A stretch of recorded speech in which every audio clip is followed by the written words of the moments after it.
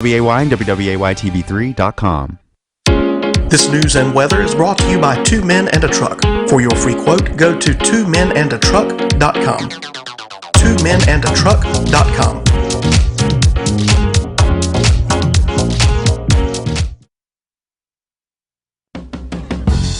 Some people call me the space cowboy. Yeah. Some call me the gangster of love. Some people call me Maurice. 'Cause I speak of the All right, as we head up towards 8 o'clock this morning here on the Big Talker FM, tuned in at BigTalkerFM.com, of course, our mobile app available to iPhone and Android users. You can find us at Big Talker 106.7 FM in the App Store and take us wherever you may be through your handheld device. 21 minutes past the hour. Our call-in number is 910-299-7535. And caller, you're with us this morning. I hope all is well on your end and you had a great weekend. Hi, is it me? Yes, sir. Good morning. Hey, Joe. I did have a good weekend. Long weekend, actually. What'd you do to celebrate the old Memorial Day? Show your respect for this country. Well, in fact, we continue to highlight stories of service on this program on a nearly daily basis. And on Monday, we gave our friends over at Signal Fire Media an opportunity as Marine Corps veterans and active duty hosts of the Monday program from 6 to 7. We gave them our airwaves to pay tribute to the servicemen and women of our country. That's beautiful, Joe. I love to hear that. That's wonderful. Did you serve yourself? No, I did not, which is why I dedicate much of the free time and volunteer aspects of what we do here to organizations that help the men and women who serve our country. I mean, I like to hear that, too, that you're continuing. I like to hear that every day because that's my big worry. Oh, it's Memorial Day. Now it's over. For me, it's Memorial Week. For me, it's Memorial Month. For me, it's Memorial Year. For me, it's my life. I'm a patriot. I believe that this is the greatest country that has ever existed, and I believe that those who served and helped protect our freedom deserve so much respect. I didn't serve myself either. I did not serve due to some medical stuff. But I have so much respect for what they do. I actually, there's an Army surplus store in my town. I'm sure there probably is one where you are as well. And they have old Army outfits and stuff. And out of respect this Memorial Day, I went out and I bought one and I wore it out on Memorial Day, and I found that it was, a much different experience. A lot of people thank you for your service, and I got to experience that, and I'll tell you what a life those guys live. Well, thank you for the call, sir, at 910-299-7535. Well, that's an interesting story. Again, we highlight what we enjoy doing here on a day-to-day basis to tell stories of service. My buddy Rob Renz does it better than anyone in the business, and they've dedicated a good portion of their livelihoods to helping those, of course, who are transitioning from a life of service to the civilian world. Stories that aren't always easy to tell, the ups and downs, particularly for those who have served during wartime and have seen combat on other parts of the world. We spent a little time this weekend, of course, paying tribute, as did many across our area, saluting those men and women who serve our country, particularly those who have given the ultimate sacrifice and the sacrifices that their families are living with today. I think about, personally, some family friends of mine who lost their son years ago in Afghanistan back in 2008. My friend Corporal Stephen Koch, who I went to school with as a kid. 910-299-7535 is our number if you'd like to call into the program. That's 910-299-7535. We've got rallies that will be going on today here in North Carolina against the deputy-involved shooting in Elizabeth City from a month or so ago. The group says they want accountability following the April shooting of Andrew Brown Jr. 5 o'clock today, rallies will be going on in Asheville, Charlotte, Elizabeth City, Fayetteville, Greensboro, Raleigh, Wilmington, and Winston-Salem. The protesters say Brown was unjustly killed as sheriff's deputies tried to serve a drug-related warrant for his arrest. Now, of course, the prosecutor up in Pasquotank County cleared the deputies, saying that Brown used his vehicle as a weapon. Here in North Carolina, the law is a little bit different than some other states. States that have moved forward with legislation that, of course, immediately calls for the release of police body camera footage. And we've kind of gone through the ins and outs of what the state law here in North Carolina tells us and what lawmakers are doing now to provide access to those sorts of videos, particularly from a family standpoint. And this, kind of gray area that we're in at this point, given that there's so much angst right now and credibility issues that some feel law enforcement is dealing with in the release of this police footage. And we still haven't necessarily seen what played out that day up in Elizabeth City. We know what the prosecutors have said to us. We know what the families have said to us based on their witnessing of the video. And basically the prosecutor said, listen, the guy was in the car driving at deputies. They felt their life was in danger. They opened fire. And he called it a good shoot, basically. Senate Bill 300, which is a wide-ranging criminal justice reform bill, passed in the state Senate, pushed by Senator Danny Britt of Robeson County. We've had him on the program to explain what this legislation would do. It would allow a family to view unredacted body camera footage within 5 business days after a serious police incident that results in death or serious injury. Senate Bill 300 also includes several bipartisan reforms, including new mental health and wellness strategy training, psychological screenings, and what they call an early warning system to track and document the use of force. In fact, Republicans here in North Carolina have moved forward with several reforms to the system, including legislation known as Raise the Age, the Second Chance Act, and the First Step Act, which overturned the mandatory minimum sentences that were pushed by, then State Senator Roy Cooper, who went on to become a longtime Attorney General of our state and then ultimately the governor. So there will be rallies later on today, once again calling out the shooting that occurred back in April up in Elizabeth City. 13 minutes in front of the hour here on the Big Talker FM. 910-299-7535 is our call-in number if you'd like to chime in. Along with some of the changes that are being pushed by Republicans in the state General Assembly in regards to reforms to the criminal justice system. The Senate Bill 300 will also create a public database of law enforcement officer certification, suspensions, and revocations. It would authorize law enforcement agencies to participate in the FBI's criminal background check system.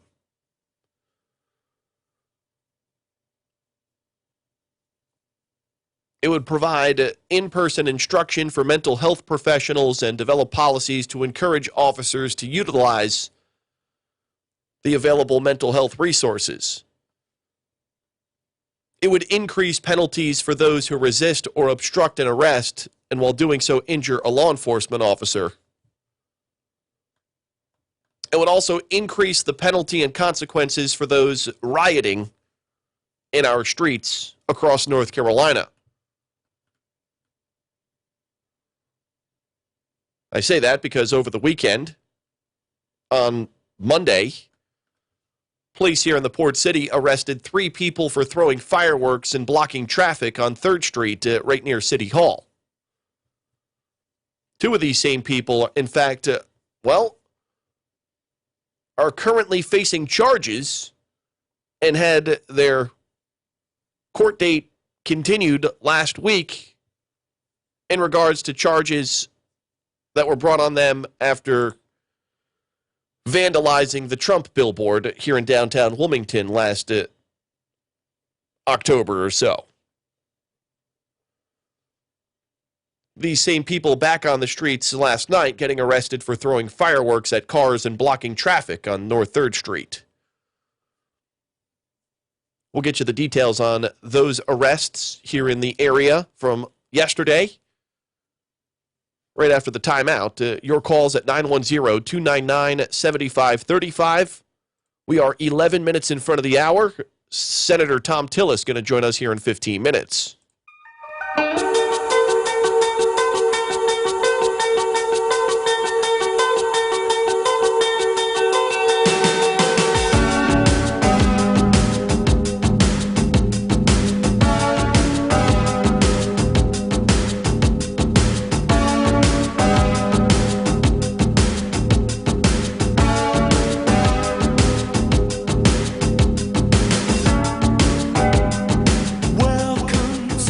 Hey, this is Matt Ham, co-founder of Uprint Faith and Personal Development.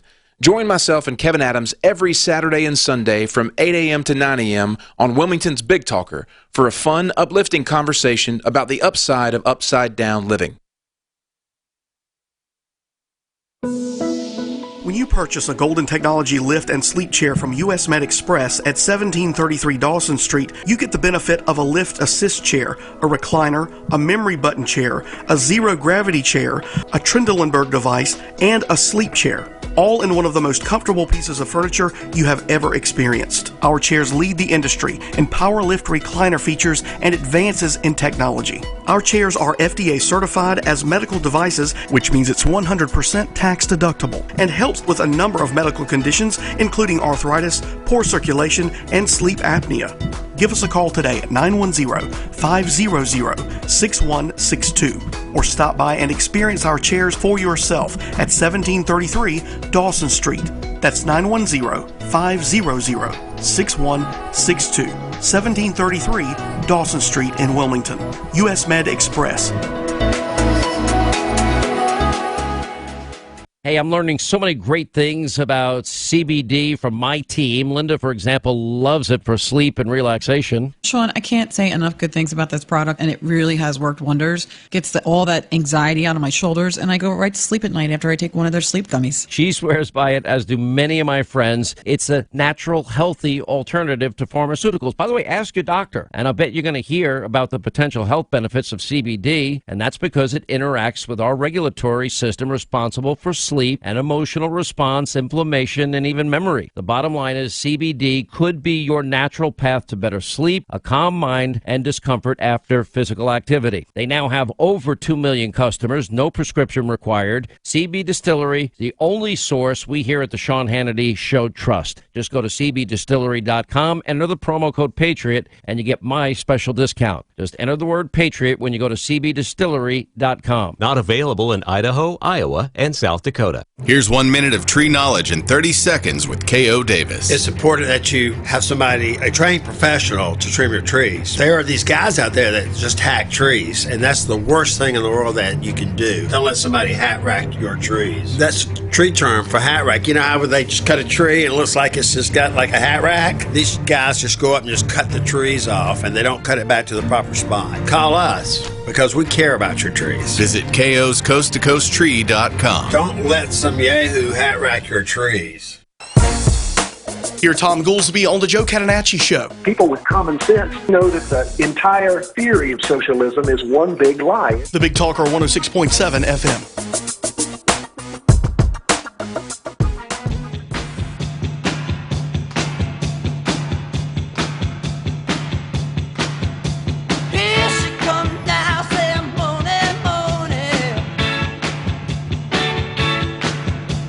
Shoot 'em down.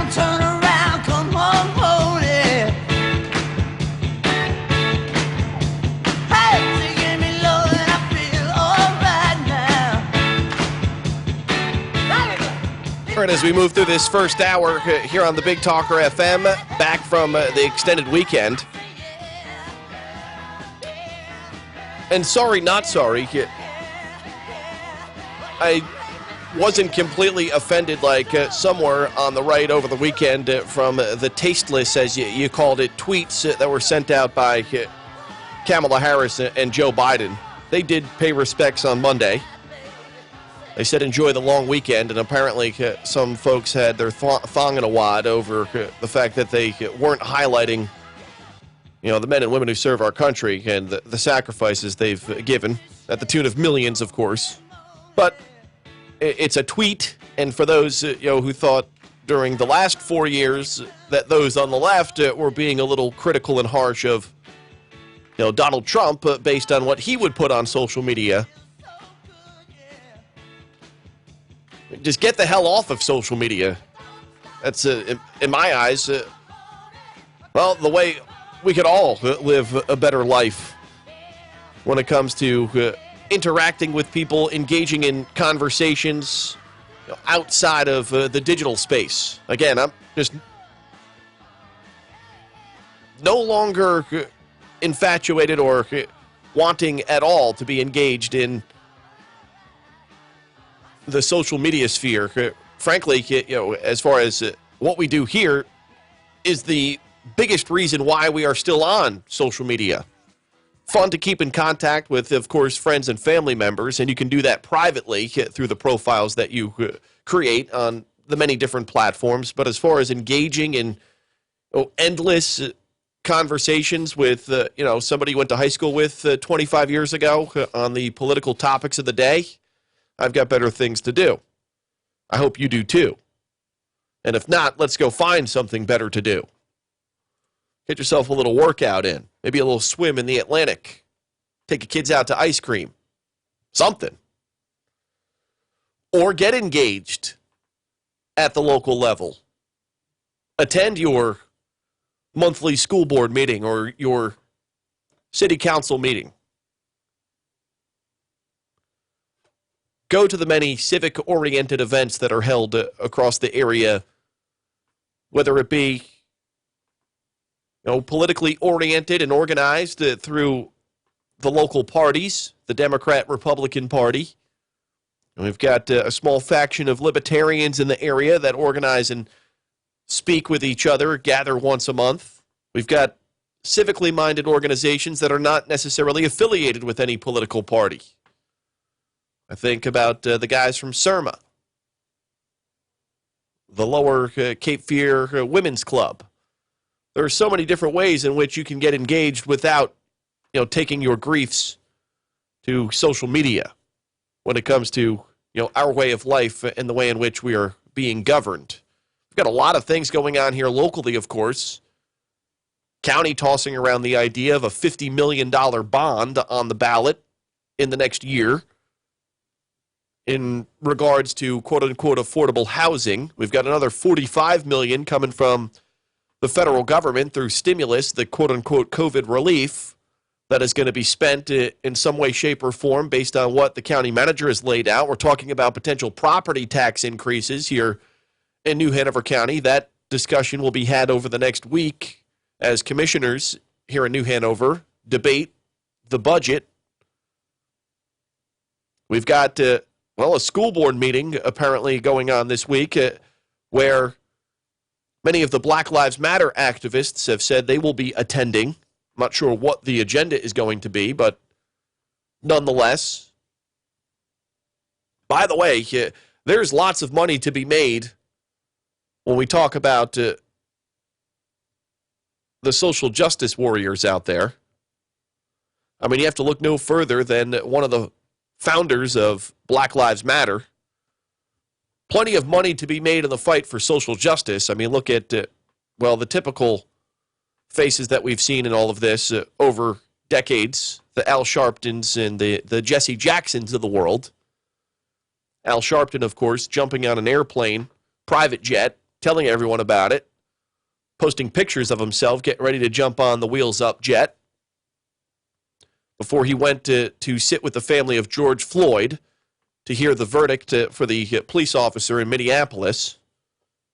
Then you've got, of course, Reverend Sharpton here in Elizabeth City not too long ago, providing the eulogy for the man who was shot by police back in April. Doesn't know the man doesn't know him at all, but speaking at his funeral. Stoking the divide, of course, just as the BLM co-founder Patrisse Cullors, who raked in upwards of $20,000 a month serving as chairwoman of a jail reform group in Los Angeles, purchasing multiple million-dollar properties over the course of the last several years.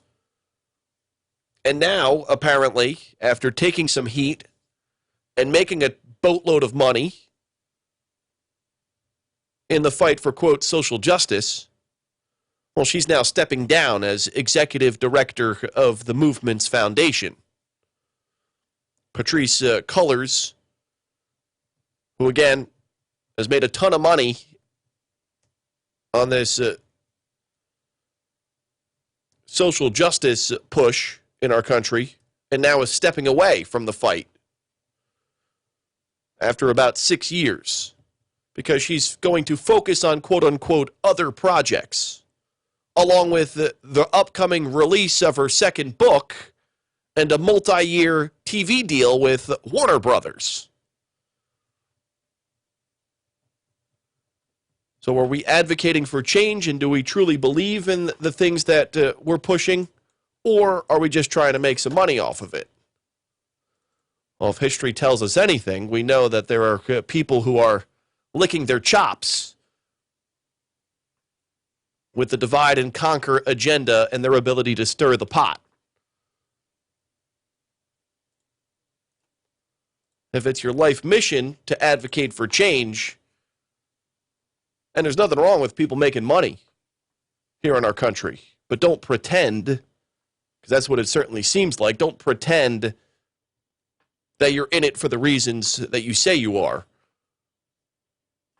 When, you're making $20,000 a month overseeing different sorts of organizations in our country.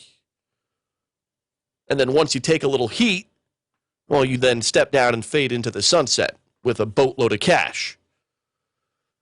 U.S. Senator Thom Tillis is going to join us after the break as we move into the second hour of our program here on the Big Talker FM.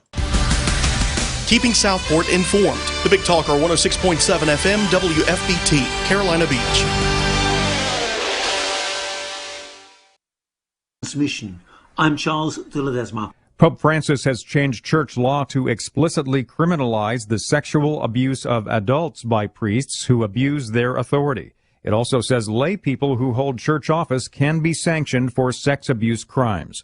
The new provisions aim to address major problems and shortcomings in the Catholic Church's handling of sexual abuse.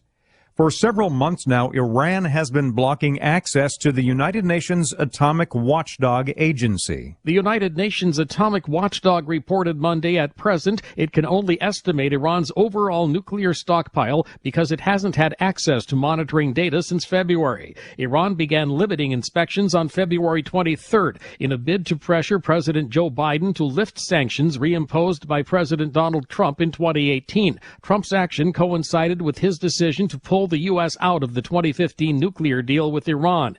I'm Mike Gracia. In Oklahoma today, President Biden will commemorate the 100th anniversary of the Tulsa Race Massacre. He'll be the first president to participate in remembrances of the destruction in 1921. More at townhall.com. Tell me why Relief Factor is so successful in lowering or eliminating pain. I'm often asked that question. Pete and Seth Talbot, the father and son founders of Relief Factor, tell me they believe our bodies were designed to heal. The doctors who formulated Relief Factor selected the 4 best ingredients, 100% drug-free ingredients that each help your body deal with inflammation. Order the 3-week quick start now. Discount it to only $19.95 to see if it will work for you too. Call 800-500-8384. ReliefFactor.com. Hello? Hi, I'm calling on behalf of the Mice Nest. Mice nest? Yes, Mice Nest. It's a nest of mice. They finished chewing through your RV wiring, so the fire should start soon. Can we cancel that? Oh, sorry. Once scheduled, they can't really stop because they're mice. A nest of them. RV owners can't schedule when things go wrong on the road. That's why there's Progressive, a leader in RV insurance. Oh, and if you could stay on the line for a quick survey. Progressive Casualty Insurance Company and Affiliates. Malaysia has begun a tough nationwide lockdown to curb a surge in coronavirus infections. COVID infections in Malaysia are still well below levels in the worst affected countries, but they are rising alarmingly, more than 5 times higher now than they were at the start of the year. With hospital intensive care units near capacity, the government has reimposed strict lockdown measures for the next 2 weeks. Only essential services will remain open, and people can travel no more than 10 kilometres from their homes. Controls on movement will be enforced by 800 police roadblocks. The BBC's Jonathan Head. Republican Senator Ted Cruz of Texas says President Biden is being soft on Israel's foes and inviting more violence. In an interview yesterday, Cruz said Biden's policies showed weakness last month. News and analysis at townhall.com. I'm Greg Clugston. Californians took advantage of relaxed coronavirus restrictions and packed campgrounds, beaches, and restaurants over the long holiday weekend. Southern California beaches were busy with families barbecuing and children playing in the sand and surf. Business owners say they were scrambling to hire workers to keep up with the customer demand since virus cases have fallen and vaccinations have risen. The surge in travel and recreation comes as California prepares to relax social distancing and masking rules June 15th if coronavirus cases remain low. Correspondent Jeremy House also tells us that newly reported infections in California have fallen below 1,000 on some days. The positivity rate has been just 1%. Thousands of Australian meat workers have had no work for a second day. This after a cyber attack crippled the world's largest meat processing company. More on these stories at townhall.com. The champ is here! The champ is here!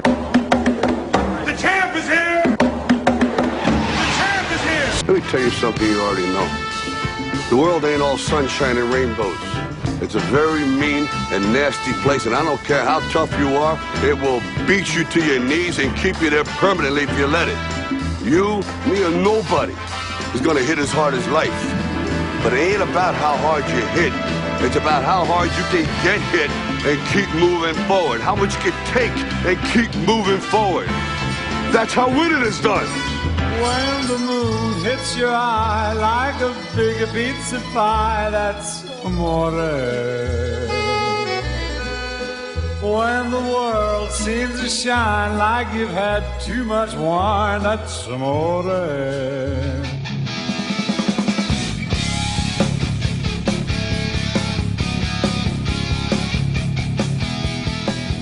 All right, we're 7 minutes past the top of the hour as we roll until 10 o'clock weekdays here on the Big Talker 106.7 FM. Of course, you can find us across various platforms, whether it be in the Cape Fear region at 106.7 FM or through our website, bigtalkerfm.com. Video portion of the show available by subscribing to our YouTube channel, or you can find us on Facebook and Twitter. U.S. Senator Thom Tillis kicks off the week for us, coming off a long weekend, Memorial Day, Monday, and back in the saddle here on this Tuesday, 7 minutes past 8 o'clock here on the East Coast. Senator Tillis, it's a pleasure, and thank you again for calling into our program. Good morning.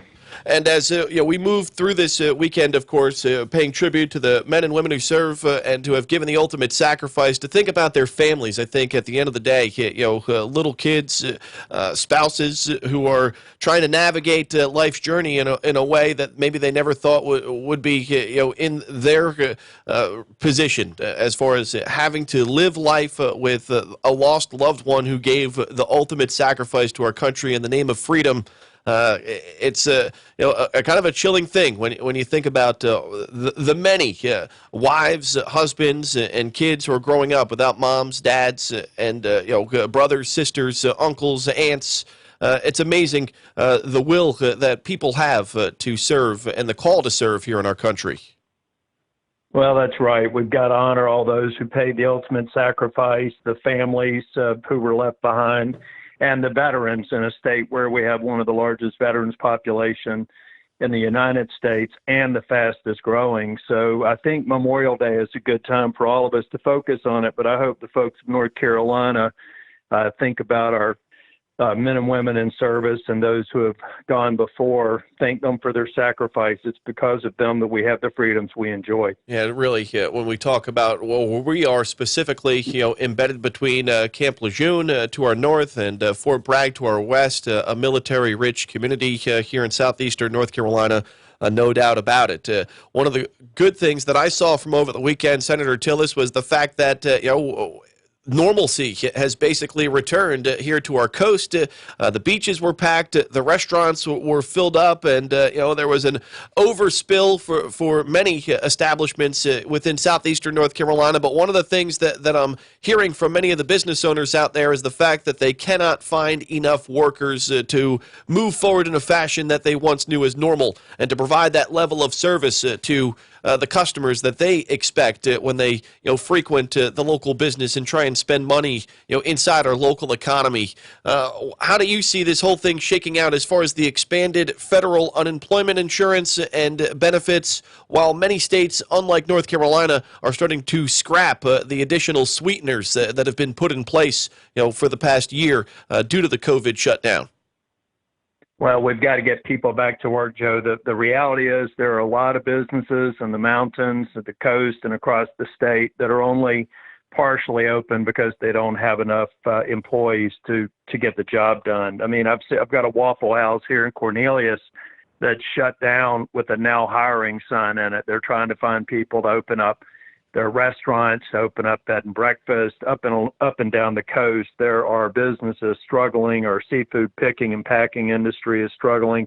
We've got to encourage people to get back to work. I like what the Republican-led legislature is doing to give an incentive to get back to work, but we have to end those unemployment benefits or we're going to miss a tremendous opportunity for our tourist industry. Only behind agriculture as our top industry in the state. They're going to suffer this cycle, and there's no reason for it.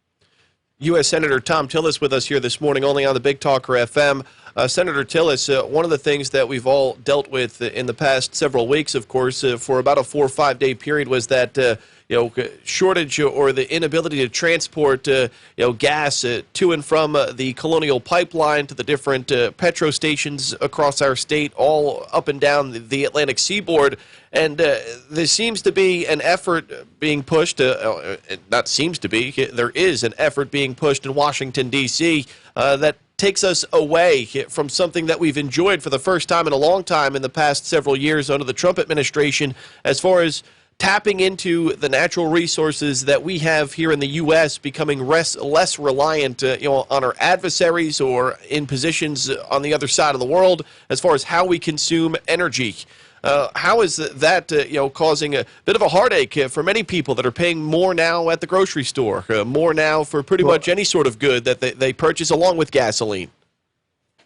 They're going to be paying more and more. In the President Biden's first 100 days, he shut down the XL pipeline. The Atlantic Coast pipeline was abandoned because it was being permitted and sued to death. The Colonial Pipeline shut down, demonstrating we've got a vulnerability all the way up to the mid-Atlantic in terms of delivering energy, because this president doesn't want to allow the lowest cost, most environmentally sound method for moving gas, jet fuel, kerosene through pipelines. And at the same time, the president has lifted the sanctions to allow the Russians to build a pipeline into our NATO allies and partners. The president's policies up in Alaska have created an environment where Russia is importing more energy to the United States than Alaska is allowed to extract. These are policies that are devastating. We became an energy superpower over the past 7 years. And now we're turning all that around and making our adversaries stronger and our allies more dependent on them. It makes no sense. And by the way, gas is going to continue to go up. because these policies will leave the energy industry no choice but to have to pay more to transport, and you're going to pay more at the gas pump, and that hurts the people who are struggling the most. I remember back in 1978, I didn't fill up my gas tank. I put enough in it to get to work and back with the hopes of having more money by the time it ran on empty again. The poorest people, the people struggling, are the ones who are harmed the most by Biden's policies.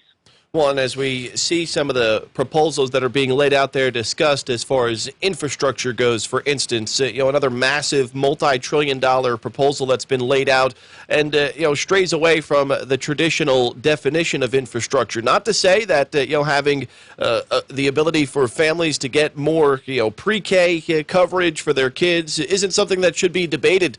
But why is it that it seems as if in Washington, when we put forth a proposal, we have to include everything, including the kitchen sink, rather than busting some of these bills up to really hone in on a specific issue, and then let's have a conversation later as far as other impactful pieces of legislation that could help benefit the American people. Why is it that everything is thrown into one piece of legislation? We have to pass it as is, or it's the end of America as we know it? Well, I think they're deceiving or attempting to deceive the American people and people in North Carolina, but I think our folks are smarter than that. When you think about infrastructure, you think about roads, bridges, water, broadband, I think is legitimately a modern infrastructure requirement, but not, he calls it human infrastructure. If you want to talk about that, be honest with the American people and people in North Carolina and tell them why you want to spend another $1 trillion.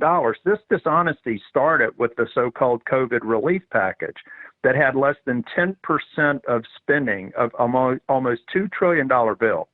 Less than 10% of it had anything to do with COVID relief. And I think that the administration, the Democrats in Congress, need to be honest and say, yeah, we're going to go further into debt based on our liberal policy agenda, but they need to be honest about whether or not it's infrastructure, something that creates jobs, something that has long-term economic benefit. And you're right, Joe, some of these policies we should debate and we should make progress on it, but don't do it while you're deceiving the American people. Senator Thom Tillis with us here this morning. Senator, before I let you go, a conversation that it seems like no one is having these days, at least within the spin cycle. I call it the spin cycle. The news cycle is the situation that's going on at our southern border.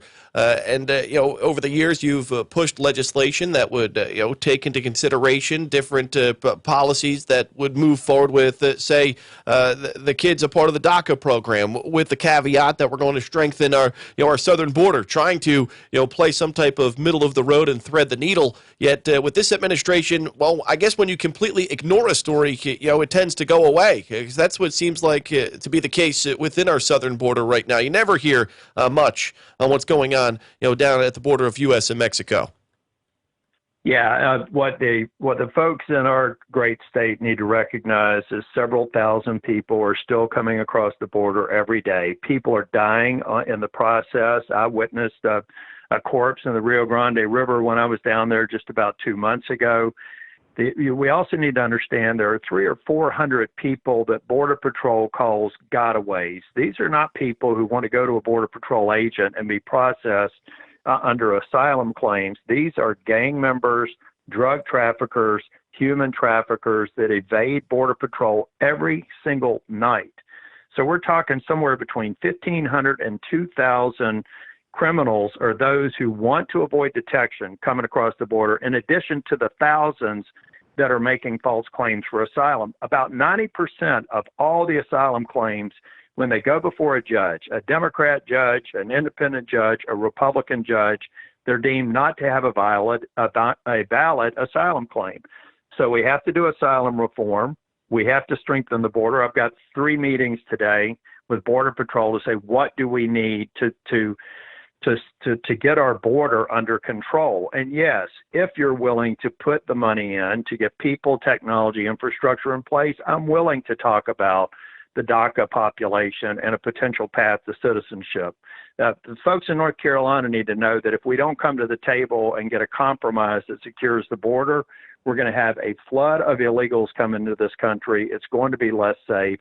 And that's why I'm willing to get to the table and try and come up with something that first and foremost secures the border. Senator Thom Tillis with us here this morning, our first guest to kick off the week. Senator Tillis, thanks so much for the update from Washington, D.C. this morning. Thank you, and thanks to all our men and women in uniform and all the men and women in law enforcement. That's U.S. Senator Thom Tillis once again here in the state of North Carolina. He, along with Senator Burr, of course, calling on Governor Cooper last week to no longer accept the extra sweetener as far as the federal unemployment benefits go, and highlighting a number of other topics that are up for discussion right now in Washington, D.C. Good to have him as a monthly guest to our program here on the Big Talker 106.7 FM. Later on tonight from 6 until 7 p.m., here on the Big Talker, the new weekly program, All Things Brunswick, debuts and will continue from 6 until 7 on Tuesdays, henceforth, as our friends Bill Moore and Joe Hunting will speak and talk education, business, politics, growth, all sorts of issues focused solely on Brunswick County, North Carolina, just across the river, one of the fastest growing counties here in the Tar Heel State and all around the nation. Their debut show tonight from 6 until 7 p.m. here on the Big Talker 106.7 FM, and will air every Tuesday during that time slot. Bill and Joe will take us through issues specifically related to Brunswick County. We feel they don't get enough love through the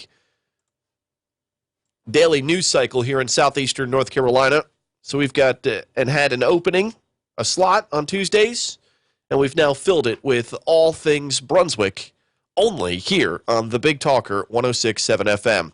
Great to have Senator Tillis join us here to kick off the week. Tomorrow, Lieutenant Governor Mark Robinson joins the program, along with State Treasurer Dale Falwell, Representative Greg Murphy of North Carolina's 3rd Congressional District. Also with us on Thursday of this week, we'll hear from State Senator Paul Newton with a legislative update from Raleigh on Thursday as well. Great group of guests getting you caught up to date with all the news going on within government, whether it be local, municipal, county-wide government up at the General Assembly in Raleigh or in the swamp in Washington, D.C. Great to have Senator Tillis with us here this morning on the Big Talker FM. This is the rhythm of the night, oh yeah, the rhythm of the night. This is the rhythm of my life,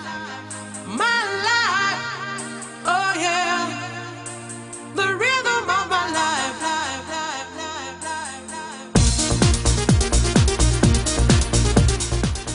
Hey guys, what if I told you that your wedding day could be the happiest day of your life, even if it rained? You sound like the weatherman. Better, Jordan. I'm a jeweler with the most amazing guarantee in the diamond business. If you buy your diamond engagement ring from us at Perry's Emporium and it rains on your wedding day, your ring is absolutely free.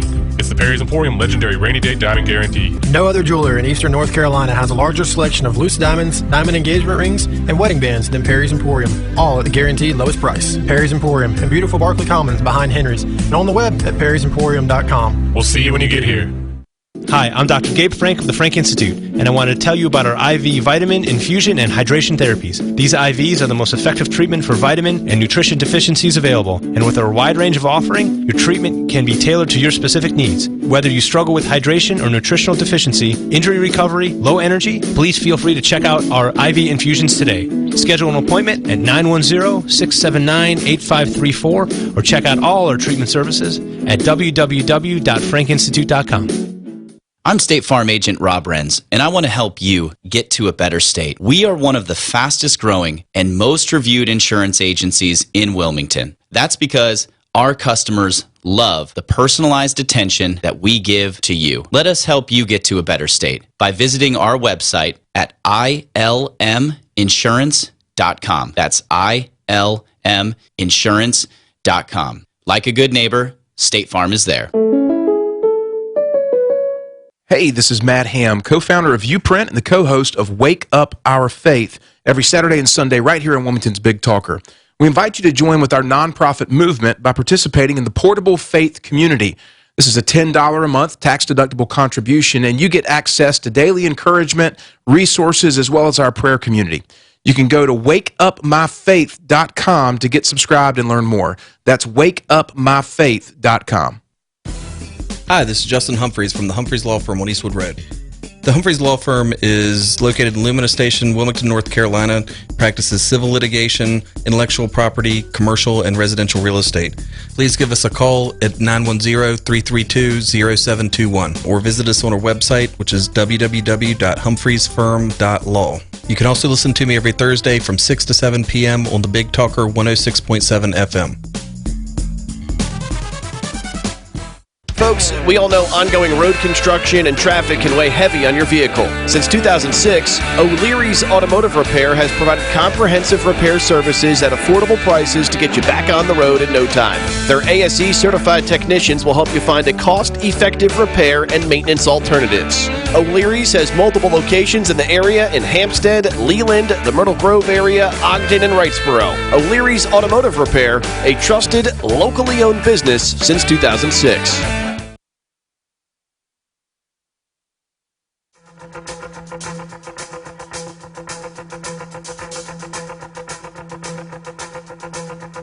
Just like the wide-winged dove sings a song, sounds like she's singing. Ooh, ooh, ooh. Just like the wide-winged dove. All right.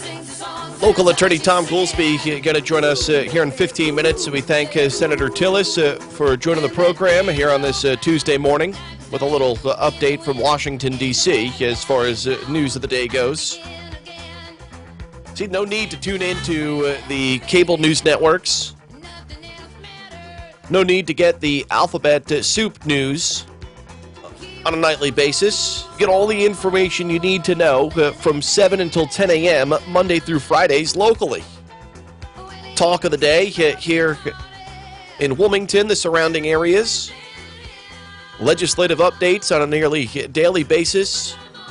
News in and around the state of North Carolina. And, of course,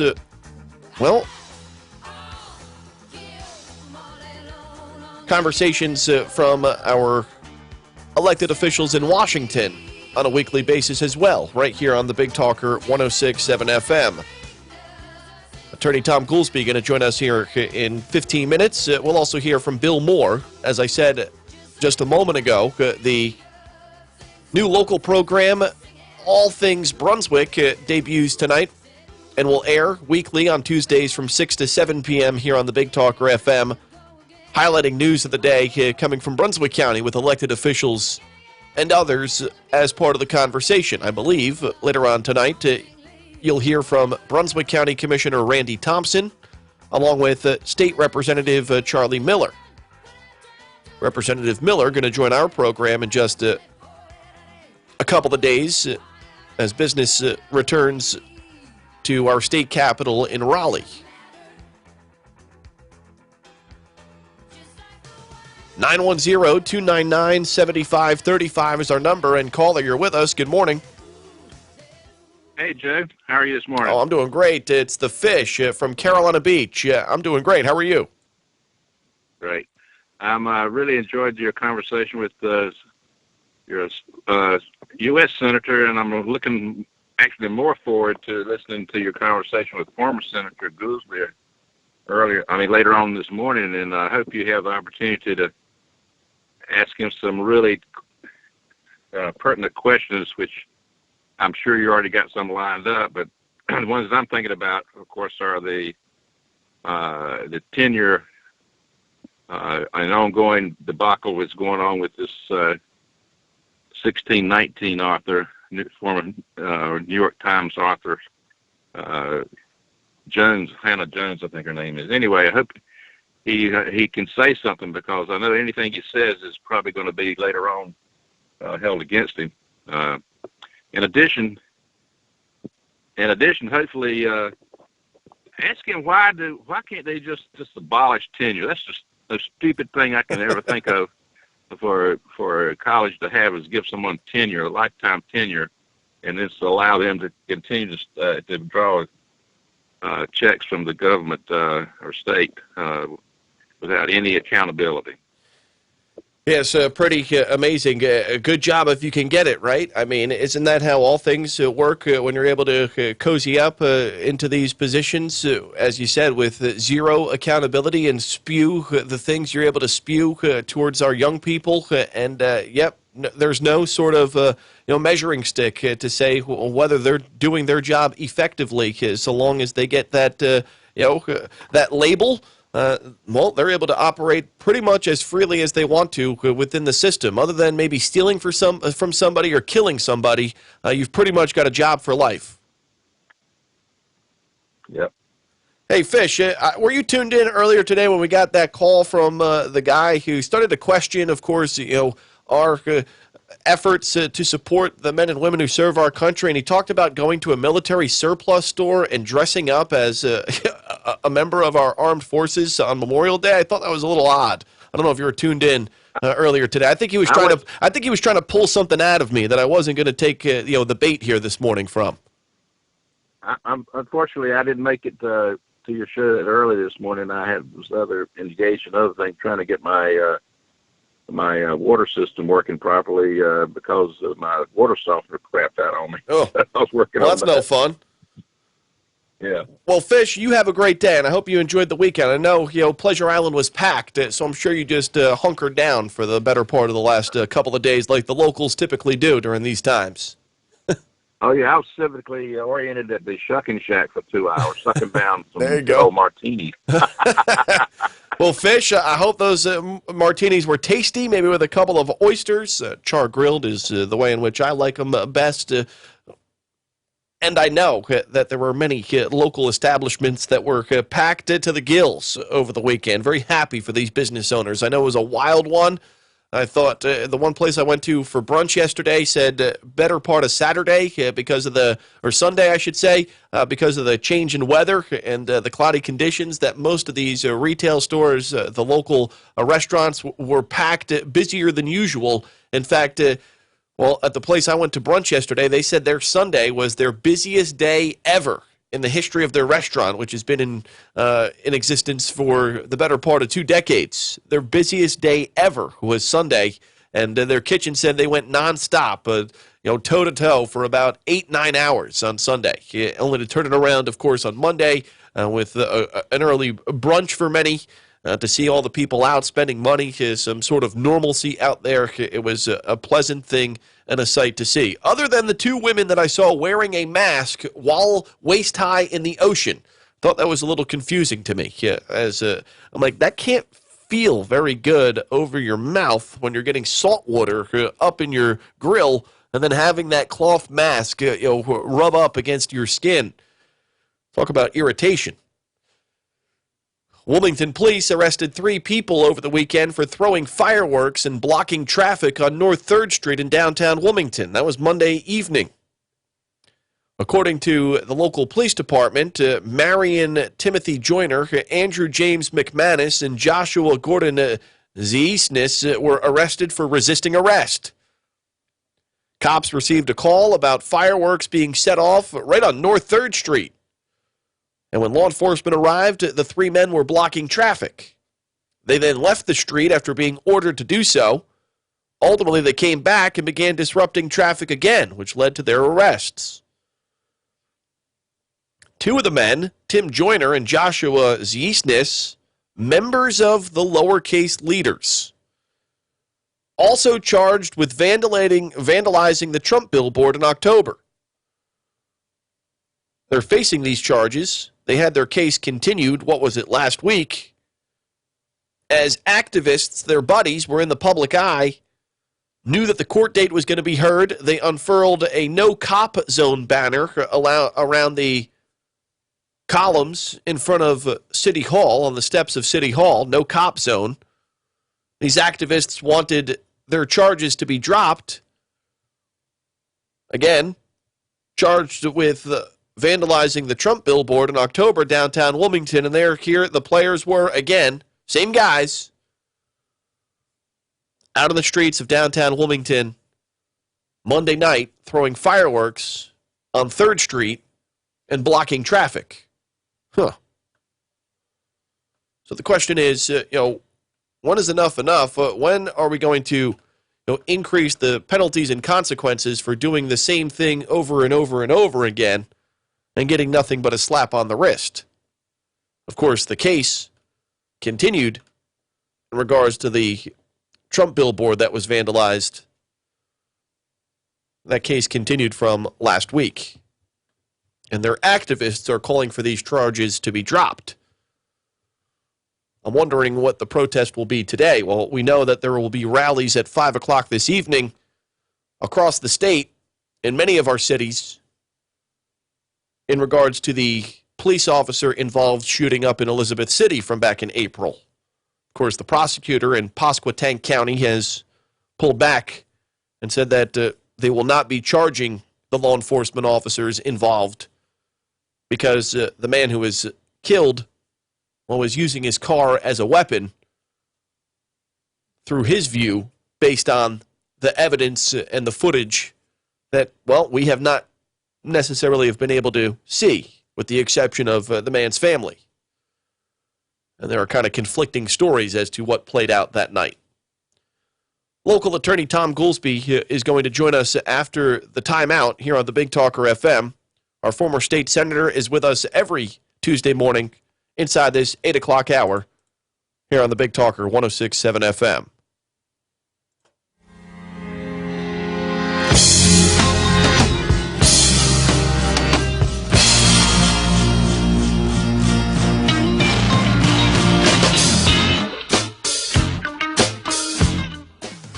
Hello, I'm Jeff Rivenbark with WWAY News. Today, President Joe Biden is headed to Oklahoma to commemorate the 100th anniversary of the Tulsa Race Massacre. But even a century later, the racial divide in our country still runs deep.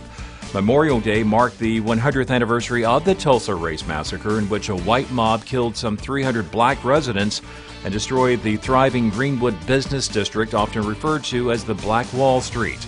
An estimated 200 businesses there were demolished. Closer to home, a man has been charged with attempted first-degree murder after a Sunday morning shooting in New Hanover County. Just before 2 a.m., deputies responding near the Woodridge Point apartment complex found a 29-year-old lying in the grass suffering from at least 5 gunshot wounds. He was taken to the hospital and is in stable condition. Early yesterday morning, deputies arrested Jonathan Kashawn White and charged him with attempted first-degree murder. Detectives believe additional suspects were involved. Yesterday marked the end of a long holiday weekend, and many spent the day at area beaches despite an increased chance of rip currents. In Wrightsville Beach, thousands flocked to the island to soak in the sun and swim in the surf after chilly weather Sunday put a damper on beach plans. Ocean Rescue Captain Sam Prophet says there were at least 44 rip current-related rescues this weekend. Luckily, no one had to be transported to the hospital. And the Wrightsville Beach Marina is currently docking a yacht that's almost 200 feet long. The Skyfall yacht, named after the James Bond movie from 2012, is visiting for a while. According to a website for the yacht, it has a plunge pool, a jacuzzi, wine cellar, and a full entertainment system. The going rate to charter it for a week is $275,000 plus expenses. Some bad news, though, it's not available for U.S. residents to charter while in U.S. waters. For more on these stories, head over to WWAYTV3.com. I'm Jeff Rivenbark. Have a great day.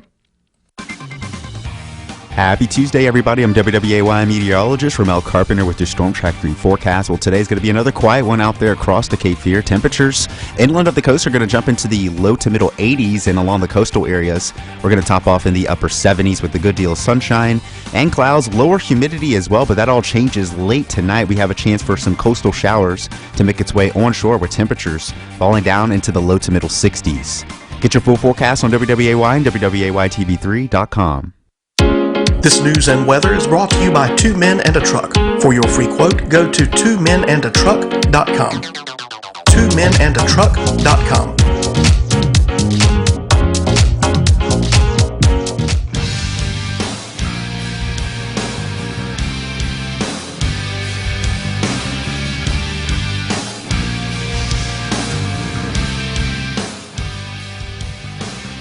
Attorney Thom Goolsby joins us every Tuesday morning inside this 8 o'clock hour. Former state senator, member of the UNC Board of Governors. Thom, it's a pleasure to have you back on the program. I hope you're feeling a little bit better as compared to where you were last week. Joe, I'm much better. Thank you. I appear to be fully recovered from the pneumonia, non-COVID related. And it is it's nice to be feeling good again, 100%. I'm glad that you are back in working order after the long weekend, the Memorial Day holiday. And we had a caller just before the break that is always intently tuned in to your segment on a weekly basis during this Tuesday portion of the program. And as a member of the UNC Board of Governors, someone who, of course, really has their eye and thumb on education-related issues in our state, whether it be the push for more school choice, the situation, of course, within our public schooling system, always need more money, never getting better results. He had a question in regards to the woman who has penned what is known as the 1619 Project, her role as, I guess, a professor at Chapel Hill. And he posed the question as to, why is it so hard to get rid of this idea of tenure within our education system? And in no measurable way, we're able to, of course, keep into account the work that many of these people do on a day-to-day basis in educating, indoctrinating, in some cases, our young people when it comes to, their stability that they have within a position, whether it be in Chapel Hill or, within our local school districts, this idea of tenure and why we can't be more towards maybe a merit-based way of life when we talk about educating our kids and implementing some accountability with all that money we spend on an annual basis.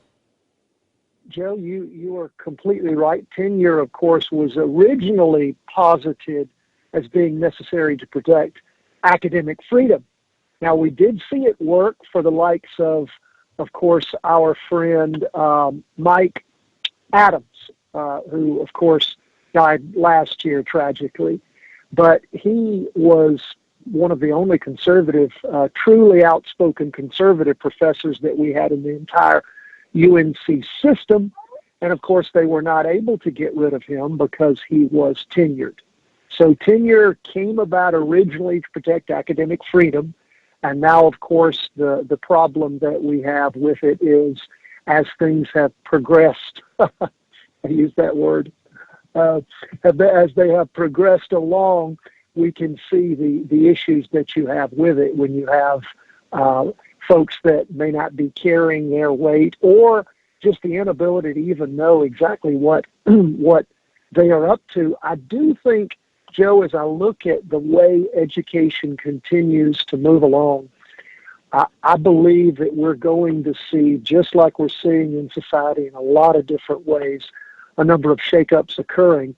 I think artificial intelligence, I think education that we're seeing being done now with machine learning, the ability that is being developed right now by a number of companies. One I'm familiar with out in Utah, that a friend of mine who served in the Utah Senate, the education chair out there, really pushed hard, has basically going in, mapping the minds of students and then speeding learning, helping folks be able to learn quicker, learn more effectively. I think we're going to see with the advent of technologies and all, that all these old methods, I mean, think about it, Joe, we still teach people the way they taught people back in the 1500s.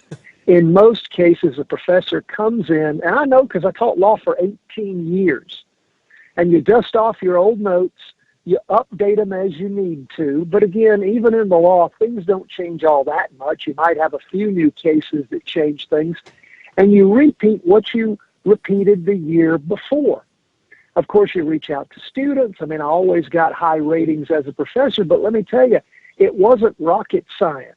I mean, you are simply providing people with information, and you are trying to help them grow in their learning and in their understanding. We do it the same way we did it back in the 1500s. I mean, it has changed almost none. I think there's going to be, there already is, particularly COVID and all of this distance learning and everything that students did. We saw the shortfalls. We saw the good things about that in education. And I think there's going to come a day where instead of losing 4 years of your life and all of that potential income, that we're going to have these combined programs, because I do think classrooms are very important, but I don't think they're necessary 100% of the time. I think we're going to see systems develop, and it may very well come from out in Silicon Valley first. If you notice, those of you who are on the web often, you'll see these commercials pop up for all these Google certifications now. If you want to be certified as a Google whatever it is, they actually have programs that they teach you online. I think you're going to see a lot of specific training that's going to be coming out that way. And I think the universities, I think it's going to probably happen in the small colleges first, because they don't have anybody other than the money they have in their endowments. They don't have anyone funding the bill like the state schools do. But I think in the end, people are going to have to, these universities, the entire education system is going to have to figure out how to come into the new world we live in, or they're going to be left behind. All that being said, I'm very concerned about the social justice warriors and about the critical race theory and all these things that are occurring in our university system. We have to focus on educating, not indoctrinating. We have to focus on, equality. That is the ability to make sure that everybody has a fighting chance, but equality of opportunity, not equality of outcome, which is what so much it appears things are being based on. We want to give everybody a gold star. No, you earn your gold star. And if you don't figure it out in the education system, you're going to have a rude awakening when you get in the real world. Did that help a little bit, Joe, answer that question? Yeah, it did. And it's amazing to me, how in some ways we have continued this path of teaching the kids the same way through, certain subjects and ways of learning, as you said, that dates back hundreds of years. But in the things that, of course, are set in stone as far as the way in which, say, you take a mathematics course, or learning how to speak the language and learning how to read and spell properly. We've completely, the things that have worked for many of us over the course of centuries, we've strayed away from some of these tactics. I'm talking about within our secondary schools, and the efforts to take over mathematics with Common Core math, or taking away phonics in the schools, which has led to dismal proficiency rates in math and in reading. Why is it that we stick with the things that don't work, yet we stray away from the things that are proven to help our kids become proficient at the youngest levels all the way up to the highest levels of our schooling? Why is that? You make a good point, Joe, and that is why you see the push, and thank God for the Republican Party in North Carolina. What we've been able to do in our state, of course, is increase opportunity scholarships. That is where low-income parents who find their children trapped, particularly inner city, particularly African American, find their children trapped in failing schools, are able to use state money along with money that might be provided by the private, parochial, whatever type of school to get their children out. Same with when I first went to the General Assembly, showed up, we had a cap on charter schools. They were like, oh, yeah, we'll allow these non-government run public schools, but only so many of them so they don't affect the public run, government run school system. So we released that cap, and of course we see a boom in charter schools. They continue to boom in the state and to provide, of course, incredible education opportunities. Look at the Roger Bacon Academy. Look at the Frederick Douglass Academy. Look at GLOW. Look at all these schools around the area that are charter schools. And again, I tell everybody, when you say charter school, make sure you use the right definition. It is a non-government run public school. They only get 70 cents on the dollar that the government-run schools get, and they get no money. They have to raise their own money for their buildings, and they still succeed, and they're held accountable. If they don't produce, they get shut down. And again, that's what's so beautiful about that system. Do the educrats in public government-run schools hate them? Of course they do. Why would they hate them? Because in many instances, they're getting their butts kicked. And remember, it all started in Charlotte. It started with a number of black men wanting to see to it that young black men had a chance to get out of failing schools in the inner city. And they started one of the first charter schools there and really pushed it. My friend Darrell Allison, who's just been made the chancellor of Fayetteville State University, served on the board of governors with me, a black gentleman, again, is one of the people who started that movement and pushed it along. So there's a lot of good stuff happening in education, but it's happening in spite of the education bureaucracy, in spite of what these people are doing to try to stop it. Local attorney Thom Goolsby with us here this morning, also a member of the UNC Board of Governors and a former state senator. Thom, you were one of the initial lawmakers in Raleigh to push forth tax cuts in the state way back when. Joe, you're talking my line. Over the past decade. Well, how about this, Thom? Republicans again in the state General Assembly releasing another sweeping tax proposal that would again cut the income tax rate for individuals down to below 5% here in the state and would phase out the corporate tax rate here in North Carolina over the next 7 years. Of course, Democrats have been opposed to any and every tax cut and have projected that all hell would break loose as far as the budget goes if, in fact, we continue to move down this pathway. Yet the complete opposite continues to happen. Our state is atop the country when it comes to places to do business, when it comes to the tax burden on individuals and businesses in our state and all across the country when you do an apples-to-apples comparison. Why is it that it never seems to come to fruition, some of the doomsday type of scenarios that play out that Democrats run with when Republicans are trying to allow you to keep more of your hard-earned money? Well, I still remember the minority leader in the Senate, Martin Nesbitt, his sidekick, our current Attorney General, Josh Stein. I remember them standing up in the Senate, 2011, 2012, when I first got elected, and the Republicans took over the House and Senate, and we were cutting taxes, and they stood up and said, well, we've got a crisis. We need to be raising taxes. Our healthcare system is failing. We don't have money to back up our retirement system for our state employees. We don't have money for this, money for that. Governor Perdue, the Democrat governor at the time, has raided every fund there is. The rainy day fund is gone. They had almost no money in it. The Republicans have at all-time highs.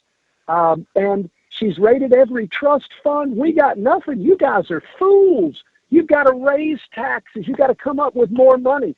And we said, we're going to go with Austrian economics, not your Keynesian models. We're not going to believe that you have to take more money out of people's pockets. We think if you take less and free up the free market, it will produce more. And you know what, Joe? We were right. They were wrong. End of story. But these clowns still don't believe it. I mean, we have proof after proof after proof. We're now going on a decade of doing this, and they still deny the facts. It's amazing, Joe. It is totally amazing. Again and again, North Carolina is a booming, and it's not because we run our state like New York, New Jersey, Illinois, California. Just go through the list of the failed blue states. But Roy Cooper and all of his ilk, all of the Democrats in the House and Senate, none of them will vote for the budget. None of them will vote for the tax cuts. They will go on, even though, and Joe, you pointed out the important part of the bill is that it's going to take our current flat tax and drop it from 5.25 down to 4.99. And then what it does also is increase the standard deduction from $21,500 to $25,500, and it also increases the child tax deduction by $500, bringing the total deduction to $3,000 for families earning less than $40,000. What that means is that the tax burden on the poorest in our society goes down, whereas the tax burden on the wealthier stays the same. And, well, they don't get the benefits of those deductions. So in actuality, they're paying more. So what it ends up doing is it, again, flattens the tax for everybody and benefits the folks who need the most help. I mean, it is, who could be against that? Who could possibly be against that but Democrats, who knee-jerk reaction is, if you leave money in people's pockets, it's a bad thing. The people who need the money is the government, because we know better than you what to do with your money. Think about how outrageous that is, how crazy Marxist that is in ideology. But Joe, not a single one of them will vote for it. You watch. They won't vote for it. In lockstep, they will oppose it, and they will claim that somehow it's bad for North Carolina, even though every tax cut has sent our economy higher and higher and higher. And we're doing this, and think about this. We can do this because of the strength of our economy in spite of COVID. It's amazing. It is amazing. And of course, the News and Observer will run tons of articles about how unrealistic it is, how ridiculous, how bad it is for the economy. It'll go on and on and on, and we'll just laugh and push it through. Of course, the problem is going to be that you and I both know the governor will veto it.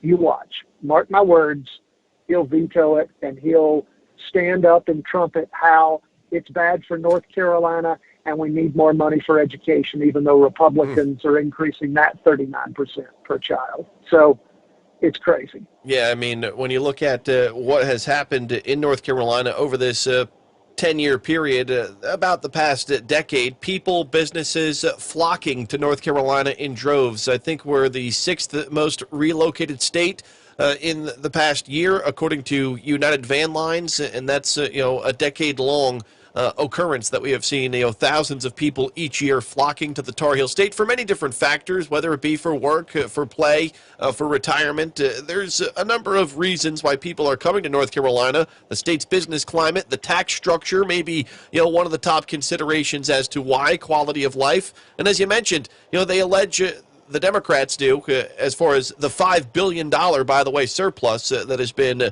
put into the piggy bank of our government coffers here in the state of North Carolina while cutting taxes. They allege that these tax cuts result in lower education spending. But as you mentioned, Republicans have enacted historic tax cuts in North Carolina. They've also increased state-funded per-pupil spending by some 39% over this 10-year period, and this boom period here in the state of North Carolina, uniquely positioned, as you mentioned, to kind of get out of this shutdown as best as possible. Some of the dire, predictions not necessarily playing out in North Carolina the way they are, in certain other states across the country, Tom. It's pretty amazing.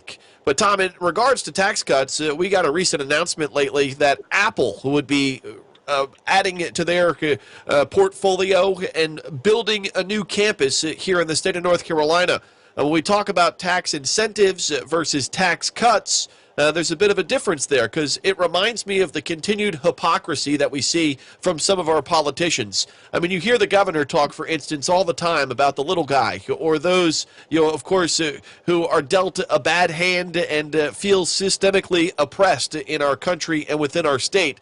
And then, out of the same breath, he sticks up for what? A small startup company, we could call them. They're known as Apple, and we'll be giving $1 billion in taxpayer incentives to this company to come, build a campus here into an obviously, economic struggling part of the state known as the Research Triangle. You get you get my drift here as to where I'm going with this, as far as, how big business, big corporations still get these benefits, yet at the same time, he continues to talk about how the big corporations need to pay their fair share.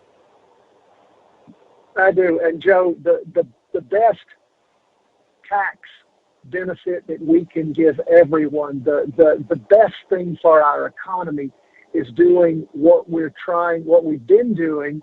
And, in spite of, we overrode, if you recall, Governor Perdue's veto of our first budget, where we slashed taxes and spending, and, we stopped the growth of government that I think at one point was 16% a year. The Democrats are totally unsustainable, totally ridiculous. And of course, the best tax incentive, the best incentive for bringing business into any state, as we have seen, is not by giving out favors to the special, but is making sure everyone benefits. But again, Joe, look at that kind of thinking that the Democrats have always shown. We want to pick the winners. We want to decide who the losers are. We're going to give the money to the apples, but not to the mom and pop. We're going to pick and choose who our friends are, who we promote, who gets to make it. Because again, that's what they're all about. It's the good old boys club. And as George Carlin used to say, and you're not in it. Local attorney Thom Goolsby with us here this morning, member of the UNC Board of Governors and former state senator here in New Hanover County. Thom, as always, it's a pleasure. Thanks again, and glad that you're back up and in tip-top shape after going through that little bug last week. I'm a little trimmer, but just as mean. Time to put that weight back on, Thom. Yes, sir. I'll do it. All right, we'll talk to you next week. Thanks again. Okay, Joe. Bye. Great to have attorney Thom Goolsby with us every week inside this 8 o'clock hour here on the Big Talker FM. Thom, again, a former state senator here in New Hanover County and a member of the UNC Board of Governors. We talk this, that, and everything. I think we tend to stick to, taxes and the recent history as far as the way in which North Carolina has been governed from a statewide perspective, given that, he was a part of that initial crop of Republicans that really started to turn the tide as far as the way in which, North Carolina and its outlook has changed over the better part of the past decade prior to the Great Recession. Under Governor Bev Perdue and a Democrat-led legislature, growing the size of government at a 7 to 9% clip year after year, not planning for any sort of downturns or any blip as far as the economy goes. And then when the Great Recession hit, taxes went up, spending got frozen or cut. We were one of the least competitive states within the southern part of the U.S., and then 2010 came along and things started to change. And here we are 11 years later, one of the top states to do business, one of the top states for relocation for Americans all across the country. And the question is why? Well, getting government out of the way, enjoying this beautiful place that we call home, and doing so in a way that is less crippling to the working man as compared to many of the states people are fleeing from. When we get back, Bill Moore is going to join us to preview the debut of All Things Brunswick. Tuesdays from 6 to 7 p.m., Bill and Joe Hunting, his co-host, will navigate news of the day and speak with elected officials from across Brunswick County as we highlight All Things Brunswick County on Tuesdays from 6 to 7 p.m. beginning tonight right here on the Big Talker FM. Keeping Charlotte informed. The Big Talker 106.7 FM WFBT, Carolina Beach. Percent of Americans have gotten at least one COVID shot, and about 40% are fully vaccinated, according to the Bloomberg COVID tracker. But now the sad news. The U.S. has lost more lives to COVID than any other nation on Earth. More than 594,000 people. Worldwide, more than 3.5 million people have died. I'm Rita Foley. In China, authorities say a man has contracted what might be the world's first human case of the H10N3 strain of bird flu. The 41-year-old man was hospitalized late in April, is in stable condition now. The Chinese government's health commission says the risk of large-scale spread is low. President Biden travels to Oklahoma today to commemorate the Tulsa Race Massacre anniversary. It was a century ago when 300 black people living in Tulsa's Greenwood district in an area known as Black Wall Street were killed at the hands of a white mob. Their homes and businesses burned down. Biden is the first president to take part in a remembrance. Historians say the massacre began after a black man stepped on a white woman's foot, but the story was blown up to include sexual assault. I'm Julie Walker. On Wall Street, futures are pointing higher this morning. Dow futures ahead 256, NASDAQ futures up by 54. More on these stories at townhall.com. Mounds and mounds of fur. Our hairballs have hairballs. Our cat Mama, she's 10 years old. She has dandruff and an oily coat. I have 2 cats, Zippy and Daisy. Daisy sheds like crazy. If you love your pets as much as I do, you want to do what's best for them to live long, healthy, happy lives. DINOVITE.com. I just tried this wonderful Catalicious Dynavite for cats, and my cat has been on it for 2 weeks. She is not scratching anymore. She's not chewing anymore. It is just the best. I was thrilled when I heard Dynavite for cats was coming out because I'd seen the changes in my dog. To introduce my cat to Dynavite, I took the advice from Dynavite and put their food on top of just a scoop in the bowl, just to get them used to it, because I know if I even switch one little thing, they put their nose up to it. There was not one problem. Dynavite for life. You won't believe how happy your cat will be. DINOVITE.com. The world's largest food company, Nestle, says it's trying to update its health strategy after reportedly acknowledging that many of its products would be classified as unhealthy. The document says that some of Nestlé's products will never be healthy, the Financial Times reported. It compares the company's products with international standards for healthy foods, and some perform poorly, particularly due to high salt or sugar content. Most of the company's mainstream food and drink products do badly, although the calculation excludes others such as medical nutrition, coffee and pet food. Including those would improve the figures. The company has said it's working on updating its approach to nutrition and health. That report from the BBC's Andrew Walker. It was a violent Memorial Day weekend in the Miami area. Police detained several suspects after gunfire wounded 2 people late last night. The worst of it was a mass shooting early Sunday, which left 2 people dead. News and analysis at townhall.com. London's Heathrow Airport has reopened a terminal that was mothballed during the coronavirus pandemic.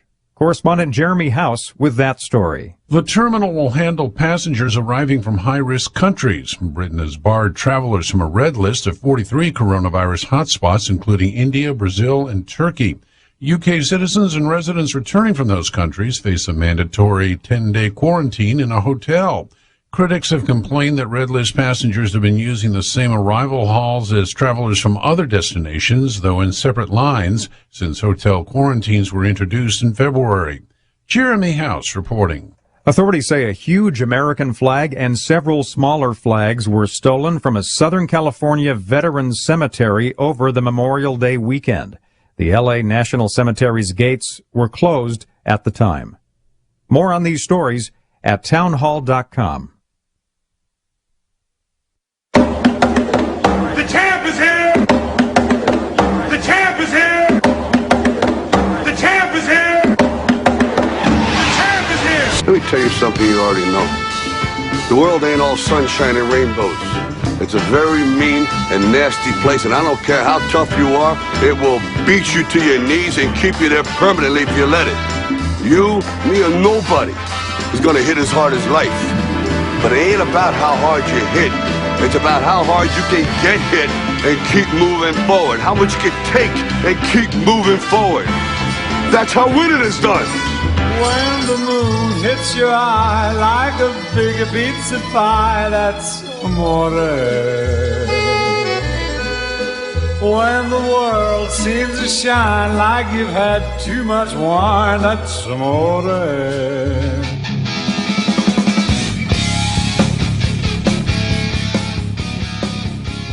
Moving into our final hour of this Tuesday edition of the program here on the Big Talker FM. Of course, you can find us at BigTalkerFM.com.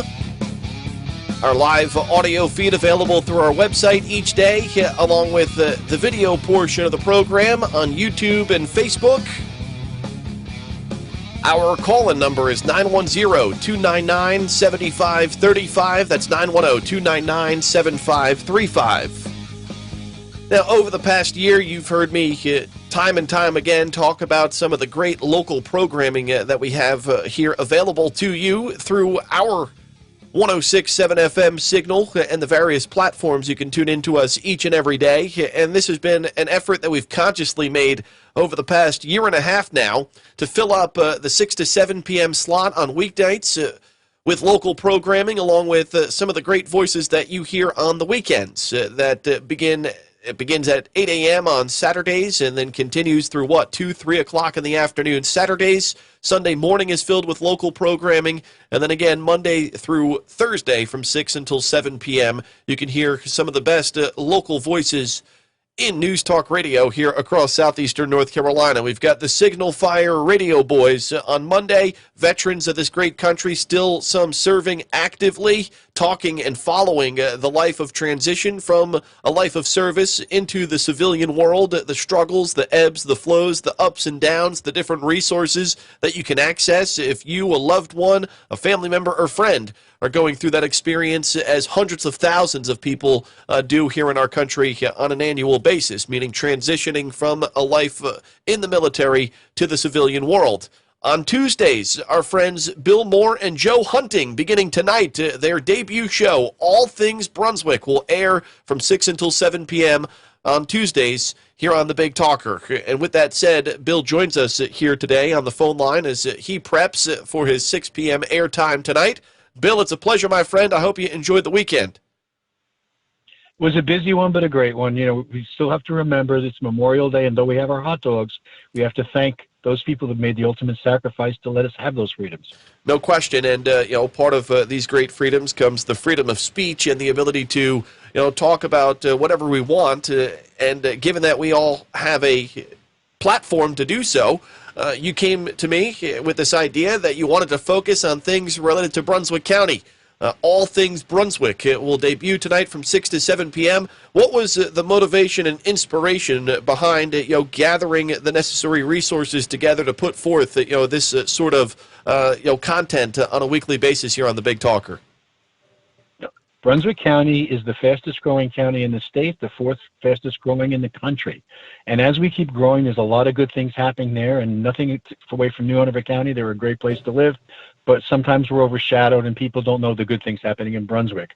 So this show is going to concentrate on the good things in Brunswick from the local and what affects us right through the national. So I say that because our New Hanover friends, there'll be things when we talk regional, state, or national that'll affect you too.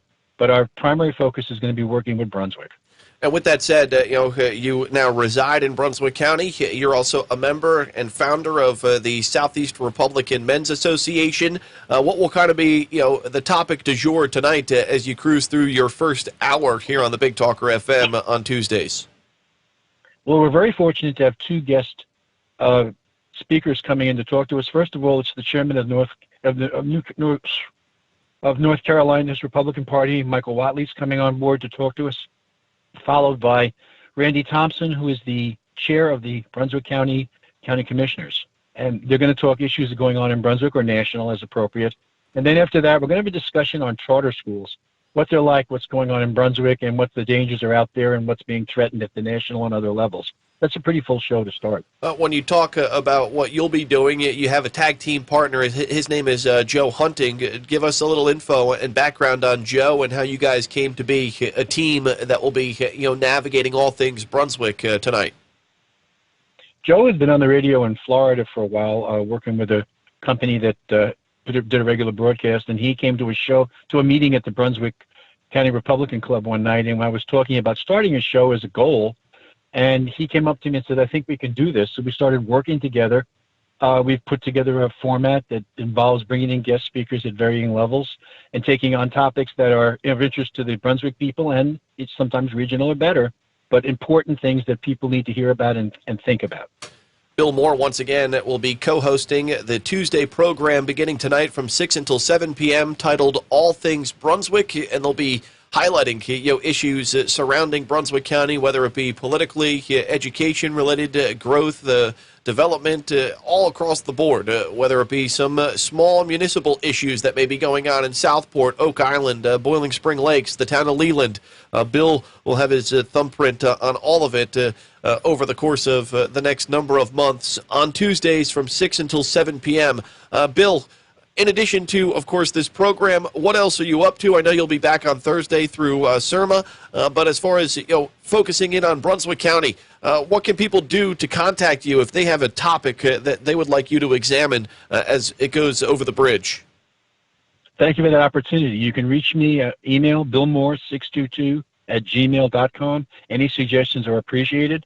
I would tell you a funny little story because we started looking at the show for the 8th a week later, and we've kind of agreed as a group we'd be looking into scams, what happened to Brunswick residents, and having the Brunswick Sheriff's Department come on and talk about how you avoid them, what they are, et cetera, et cetera. And the very time we finished putting together, yesterday I was scammed. My name was used and sent out to a lot of people, asking them to send and buy $2,000 worth of gift cards and mail it to this address. So it's absolutely hilarious that I was setting up to discuss it, and it actually happened to me. Bill Moore, once again, co-host of All Things Brunswick. Their show airs tonight from 6 until 7 p.m. and henceforth on Tuesdays, only on the Big Talker.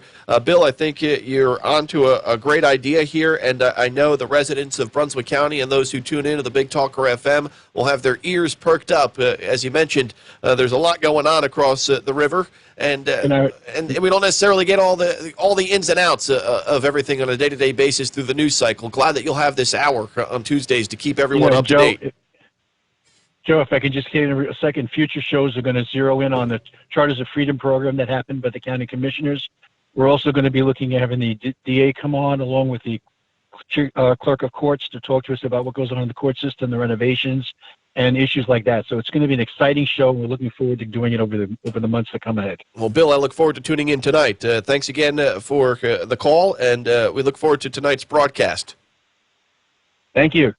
That's Bill Moore. Once again, All Things Brunswick airs tonight. Their debut show alongside Joe Hunting. Bill Moore will navigate issues surrounding Brunswick County on Tuesday nights from 6 until 7 p.m. right here on the Big Talker 106.7 FM.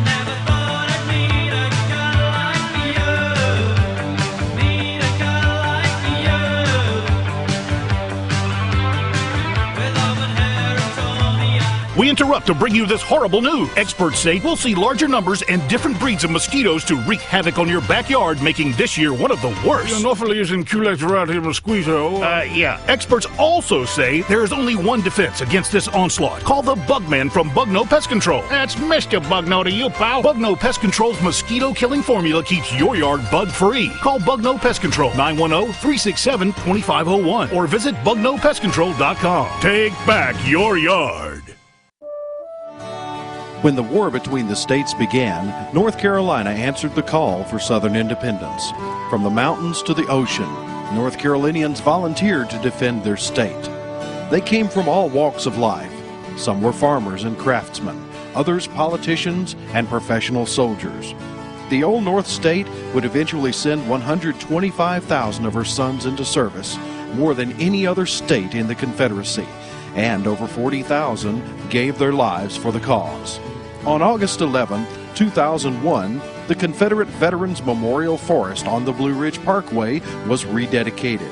This beautiful 125-acre site is a living memorial to those men who fought for Southern independence and for their homes in North Carolina. This message has been brought to you by the North Carolina Division of the Sons of Confederate Veterans. To learn more, visit our website at www.ncscv.org.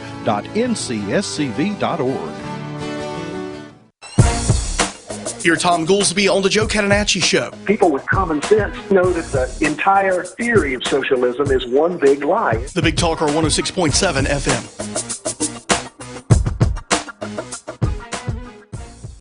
Mic check, mic check. It's the Iowa Losowski here, Deputy Director of the Consumer Choice Center. You'll hear me every Friday at 9:30 on the Mornings with Joe Catenacci Show, giving you the latest in consumer news, analysis, and political topics to make sure you get your consumer fix. Then hear me and my radio partner in crime, David Clement, on the Consumer Choice Radio Show, Saturdays at 10. Only here on the Big Talker 106.7 FM. I'm a construction superintendent working on a new housing project in the area. I've always loved being a part of a construction crew, watching the plans come to life. But I wanted more.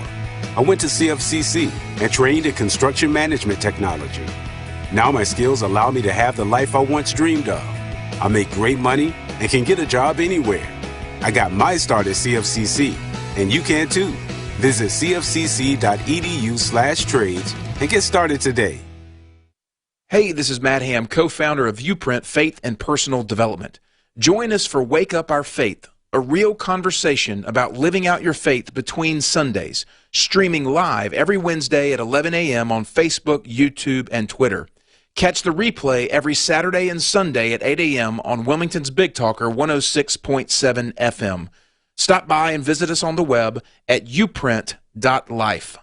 Wake up to Good Morning Carolina, weekdays at 5:30 a.m. And good morning, Carolina. It is a very busy news morning today. I'm Donna Gregory. And I'm Jeff Rivenbark. We're glad you're starting your Tuesday with us. Be prepared and ready to go for the day ahead. For the time being, we are dry and quiet, but we are dealing with some patchy fog. And catch up with the overnight news you need to know before heading out the door. We'll have more details and more live coverage in just a few moments. Get up early for Good Morning Carolina, weekdays at 5:30 a.m.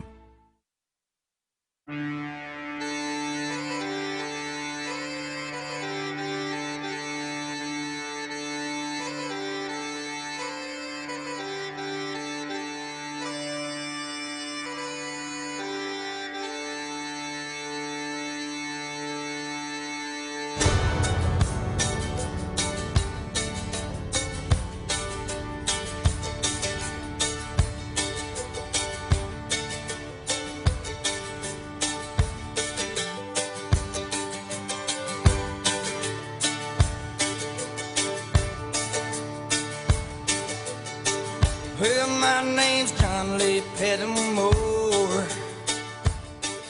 We've got time until 10 o'clock for your calls at 910-299-7535. That's 910-299-7535. Happy to take your phone call this morning.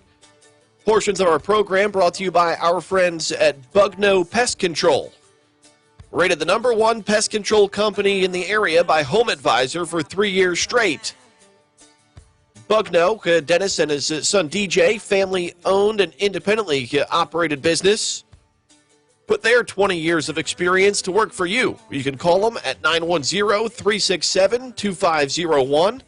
That's 910-367-2501. BugnoPestControl.com. That's B-U-G-N-O, BugnoPestControl.com.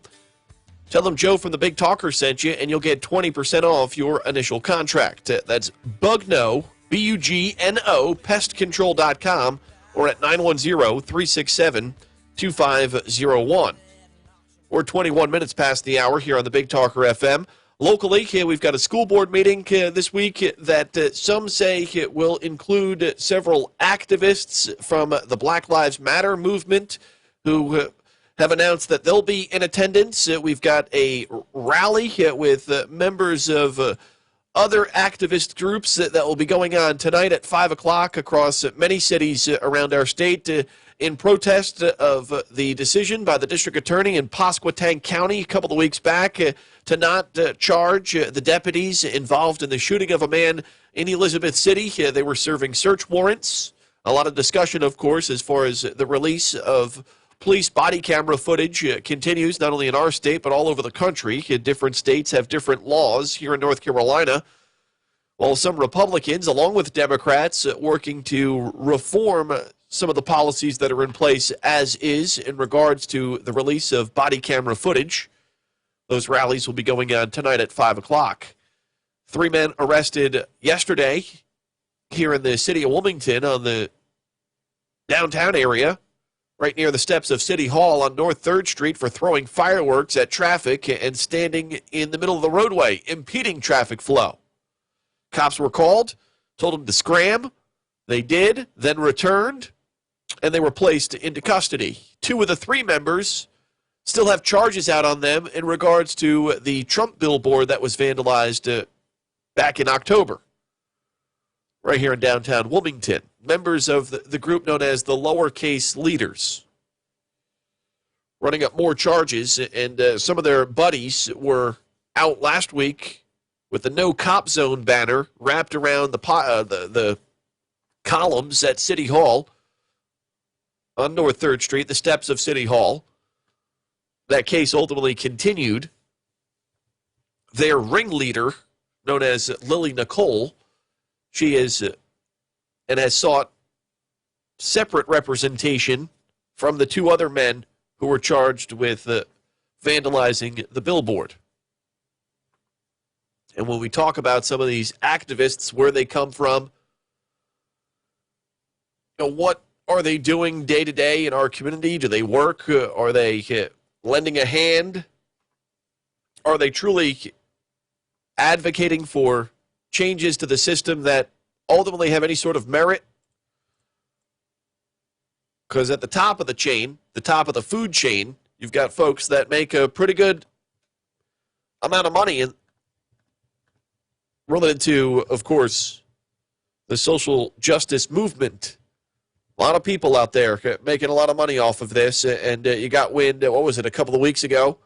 One of the co-founders of Black Lives Matter purchases a $1 million+ home, which is, kind of middle of the road if we're talking Malibu and Beverly Hills in Southern California, outside of Los Angeles. $1.3 million home is, kind of just middle class.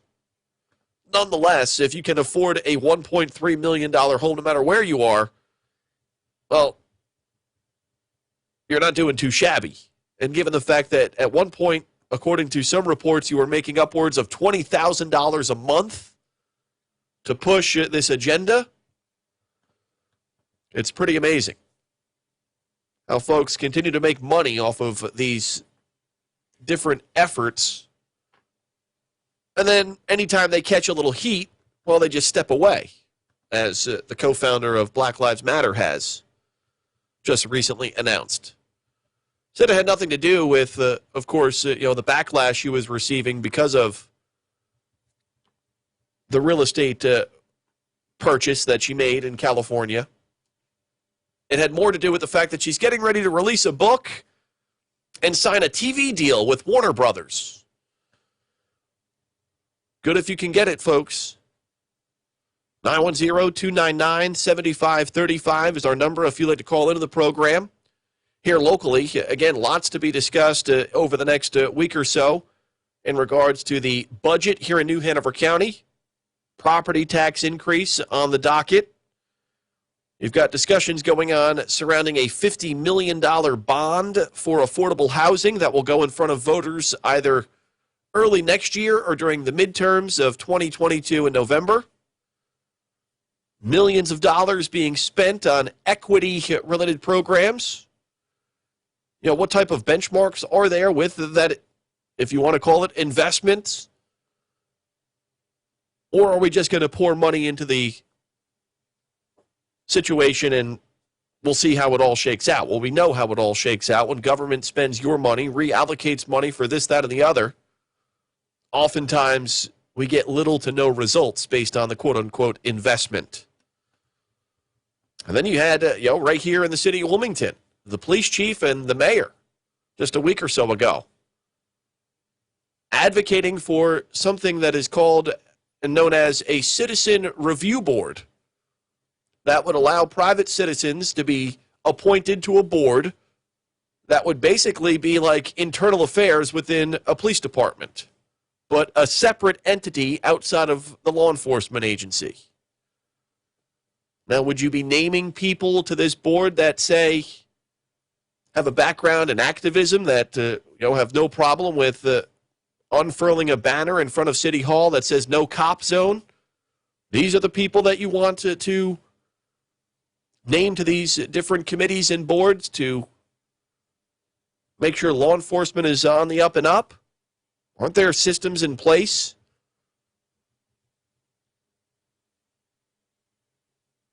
Where there are efforts made when something goes astray to rid these agencies of the bad apples? Lawmakers are pushing efforts in Raleigh in regards to criminal justice reform, more training, different databases that follow incidents involving cops. in the streets. Yet, well, they said there are a couple of things a couple of hurdles that we're going to have to get over as far as the law goes within the State General Assembly if we're going to move forward with this Citizen Review Board. This is part of the agenda that has been put in place by Black Lives Matter and other sorts of organizations like it that apparently has the support of our police chief and our mayor here in Wilmington. And you could look up the reports that highlight that from the past week and a half. And then the same people who are calling for change are the ones throwing fireworks at cars and jumping in the middle of the street to impede traffic on a Monday night, less than 24 hours ago. So lots going on, as always, here across the area. We've also got a bill that is being discussed in the General Assembly that could have huge implications as far as short-term rentals go here in the city of Wilmington and all over the state. This proposal would amend state law to remove any gray area surrounding the ability for municipalities to require registration of short-term rentals. Now, I'm a little confused on this because we do have a few Republican lawmakers who are opposed to this bill here in our area, because essentially it would disallow the ability for the city of Wilmington, for instance, from levying these sorts of permits or to implement a registration system for residential property rentals within its district and boundaries.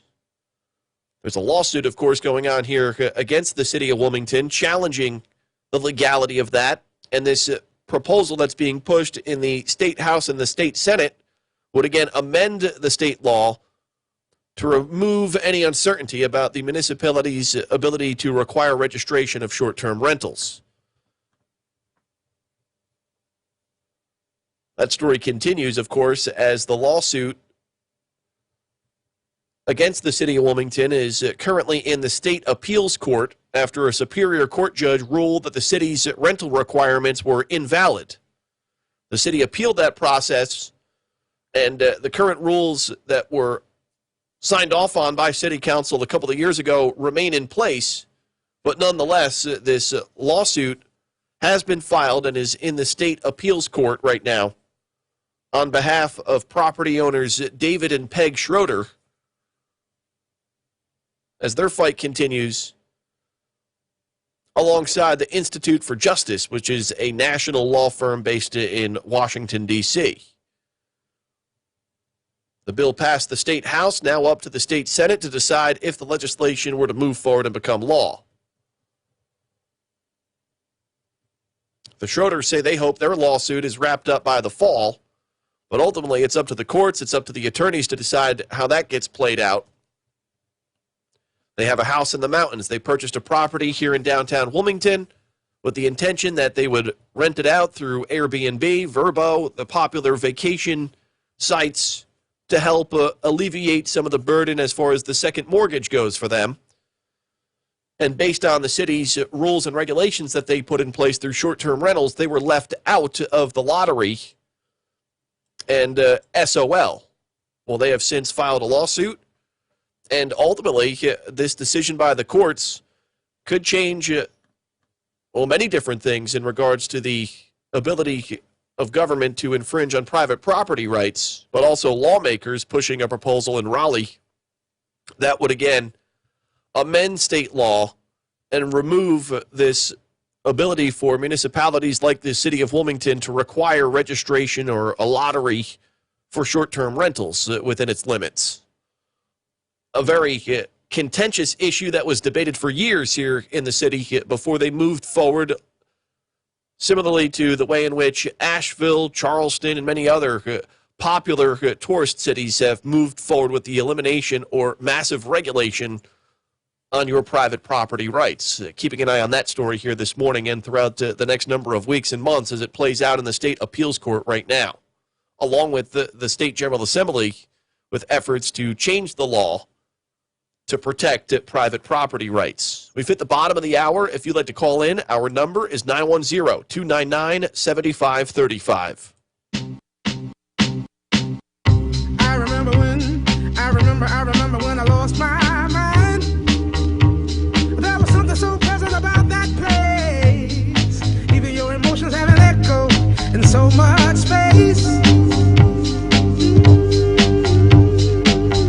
And when you're out there without care, yeah, I was out of touch. But it wasn't because I didn't know enough. I just knew too much. Does that make me crazy?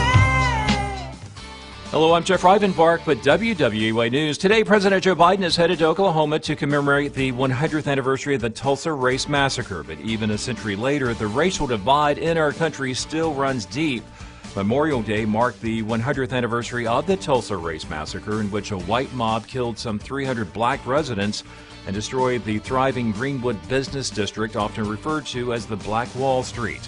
An estimated 200 businesses there were demolished. Closer to home, a man has been charged with attempted first-degree murder after a Sunday morning shooting in New Hanover County. Just before 2 a.m., deputies responding near the Woodridge Point apartment complex found a 29-year-old lying in the grass suffering from at least 5 gunshot wounds. He was taken to the hospital and is in stable condition. Early yesterday morning, deputies arrested Jonathan Kashawn White and charged him with attempted first-degree murder. Detectives believe additional suspects were involved. Yesterday marked the end of a long holiday weekend, and many spent the day at area beaches despite an increased chance of rip currents. In Wrightsville Beach, thousands flocked to the island to soak in the sun and swim in the surf after chilly weather Sunday put a damper on beach plans. Ocean Rescue Captain Sam Prophet says there were at least 44 rip current-related rescues this weekend. Luckily, no one had to be transported to the hospital. And the Wrightsville Beach Marina is currently docking a yacht that's almost 200 feet long. The Skyfall yacht, named after the James Bond movie from 2012, is visiting for a while. According to a website for the yacht, it has a plunge pool, a jacuzzi, wine cellar, and a full entertainment system. The going rate to charter it for a week is $275,000 plus expenses. Some bad news, though, it's not available for U.S. residents to charter while in U.S. waters. For more on these stories, head over to WWAYTV3.com. I'm Jeff Rivenbark. Have a great day. Happy Tuesday, everybody. I'm WWAY meteorologist Ramel Carpenter with your Storm Track 3 forecast. Well, today's going to be another quiet one out there across the Cape Fear. Temperatures inland of the coast are going to jump into the low to middle 80s, and along the coastal areas, we're going to top off in the upper 70s with a good deal of sunshine and clouds, lower humidity as well, but that all changes late tonight. We have a chance for some coastal showers to make its way onshore with temperatures falling down into the low to middle 60s. Get your full forecast on WWAY and WWAYTV3.com. This news and weather is brought to you by Two Men and a Truck. For your free quote, go to twomenandatruck.com. twomenandatruck.com.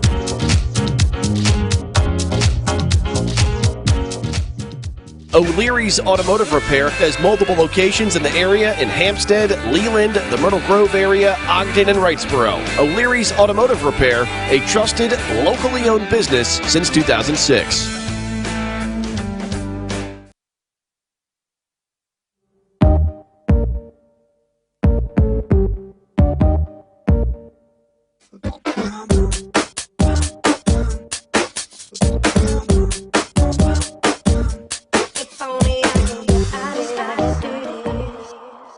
Moving down the final half hour of our program here on this Tuesday morning. Hope you enjoyed the weekend. I did. We had a caller earlier today that I think was trying to take me down a road that, I was on my toes and my ears were pinned back, and I kind of knew by the tone of his voice that he was taking us into a direction that we weren't heading into this morning. I don't know what he was trying to get at. Trying to, question our, ability to highlight the men and women who serve in our country and the sacrifices they give, their families give, particularly when members of our armed forces give the ultimate sacrifice And then he said something about going to an Army-Navy surplus store and buying old Army gear and walking the streets of town with it on. And he found it was very interesting that how people approached him based on the military gear that he was wearing. And I was like, well, you didn't serve, and now you're walking around in military apparel pretending you're a veteran or an active duty service member. I didn't know where he was going with that. I could tell the tone of his voice. He sounded like a lunatic leftist, so he probably was. It's pretty easy to call him out, and a spade just based on the tone. Hey, you want to have a conversation, call me out, and highlight some of the shortcomings that you see in my arguments. That's one thing. But to take us down that rabbit hole, I mean, we know some dudes over here. That's all I got to say about that. We know we got some dudes that back us up. So watch your tone when you call in with that sort of crap that you're spewing at 7:30 on a Tuesday morning. Take it somewhere else. 910-299-7535 is our number. Call that you're with us. Good morning. Good morning, Joe. How are you, my friend? I'm doing all right. How are you? I'm hanging in there. I was listening to the first caller.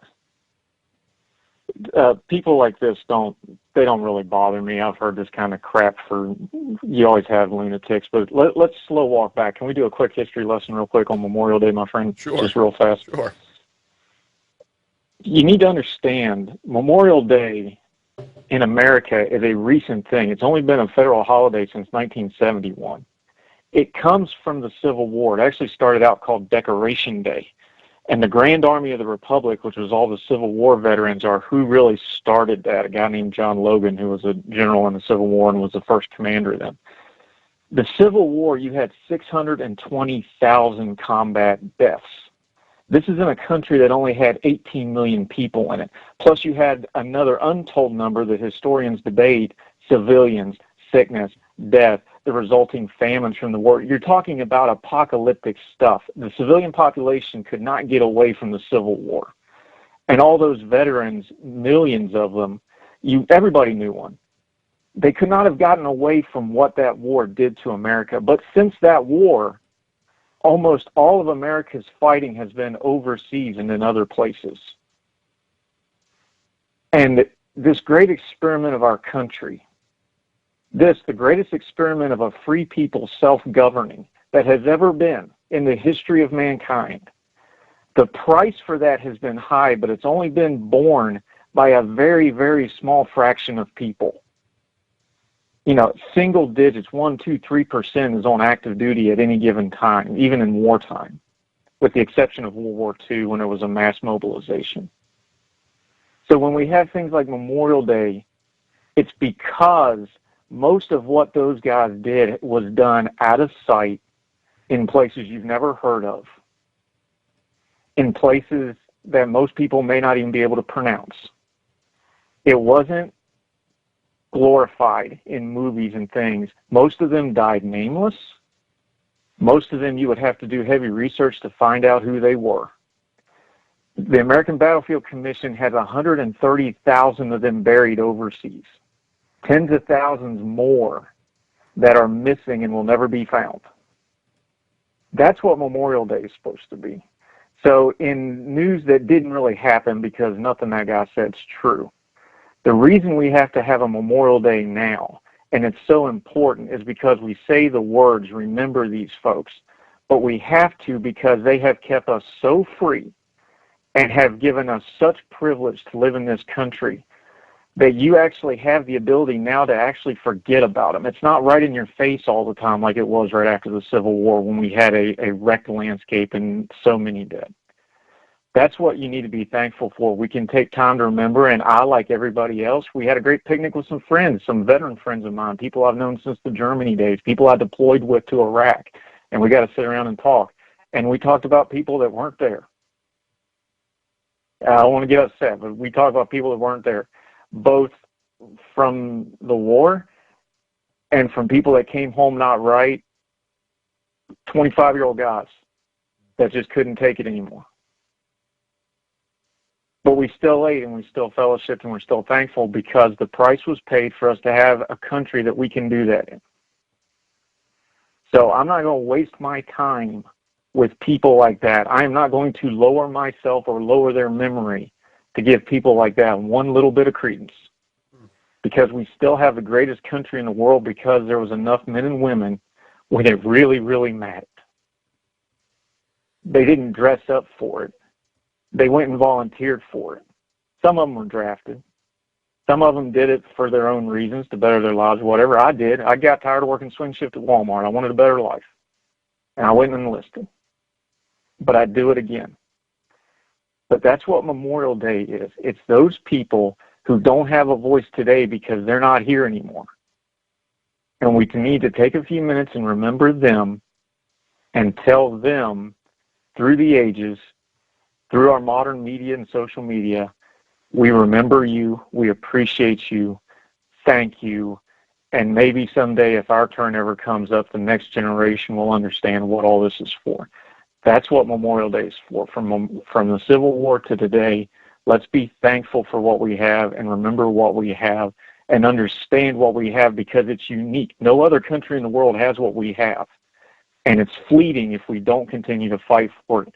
And if you didn't actually fight for it like most people didn't, you can be respectful and thankful and tell the next generation so that they don't forget.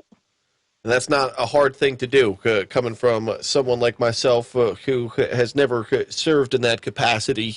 But there are ways in which we can give back on a near daily basis, and that's our duty, I think, as an American citizen, to make sure that those heroes and those who have given an ultimate sacrifice in many instances recently, whether it be over this 20-year period that I'm more familiar with, because it's the time I've come up with and have had friends and family members who have served and some who have not come back, many of people like yourself and others that I work with on a day-to-day basis. These are the little things that we can do to always remember the millions of people who have given their lives in the name of freedom.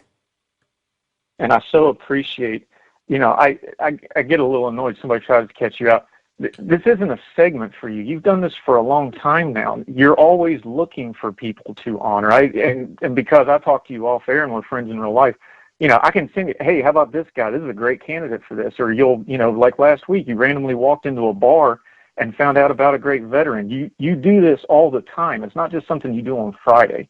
So I just want people to understand that when you do that segment, you have this in your mind at all times.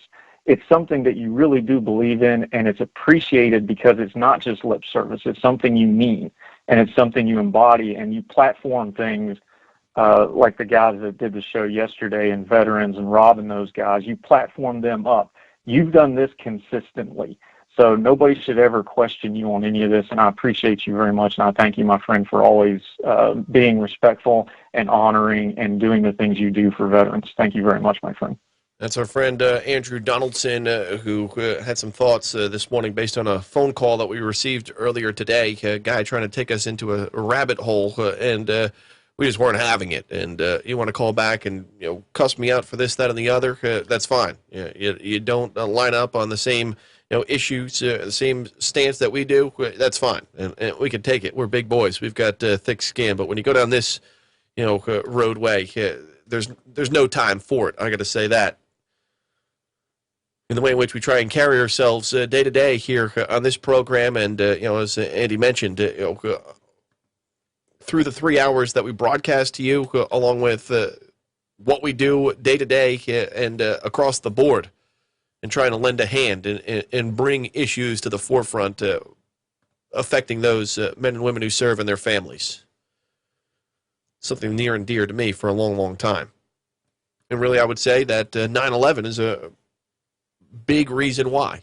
Because post 9/11, 2001, well, many kids that I knew at that time, including family members, in-laws, friends that I met down the road, well after the immediate aftermath of 9/11, 2001, that's a big reason why.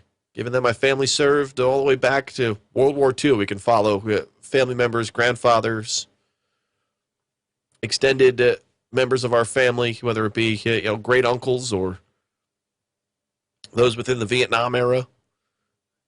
This is why we do what we do on Fridays and in many other opportunities that we get on a day-to-day basis.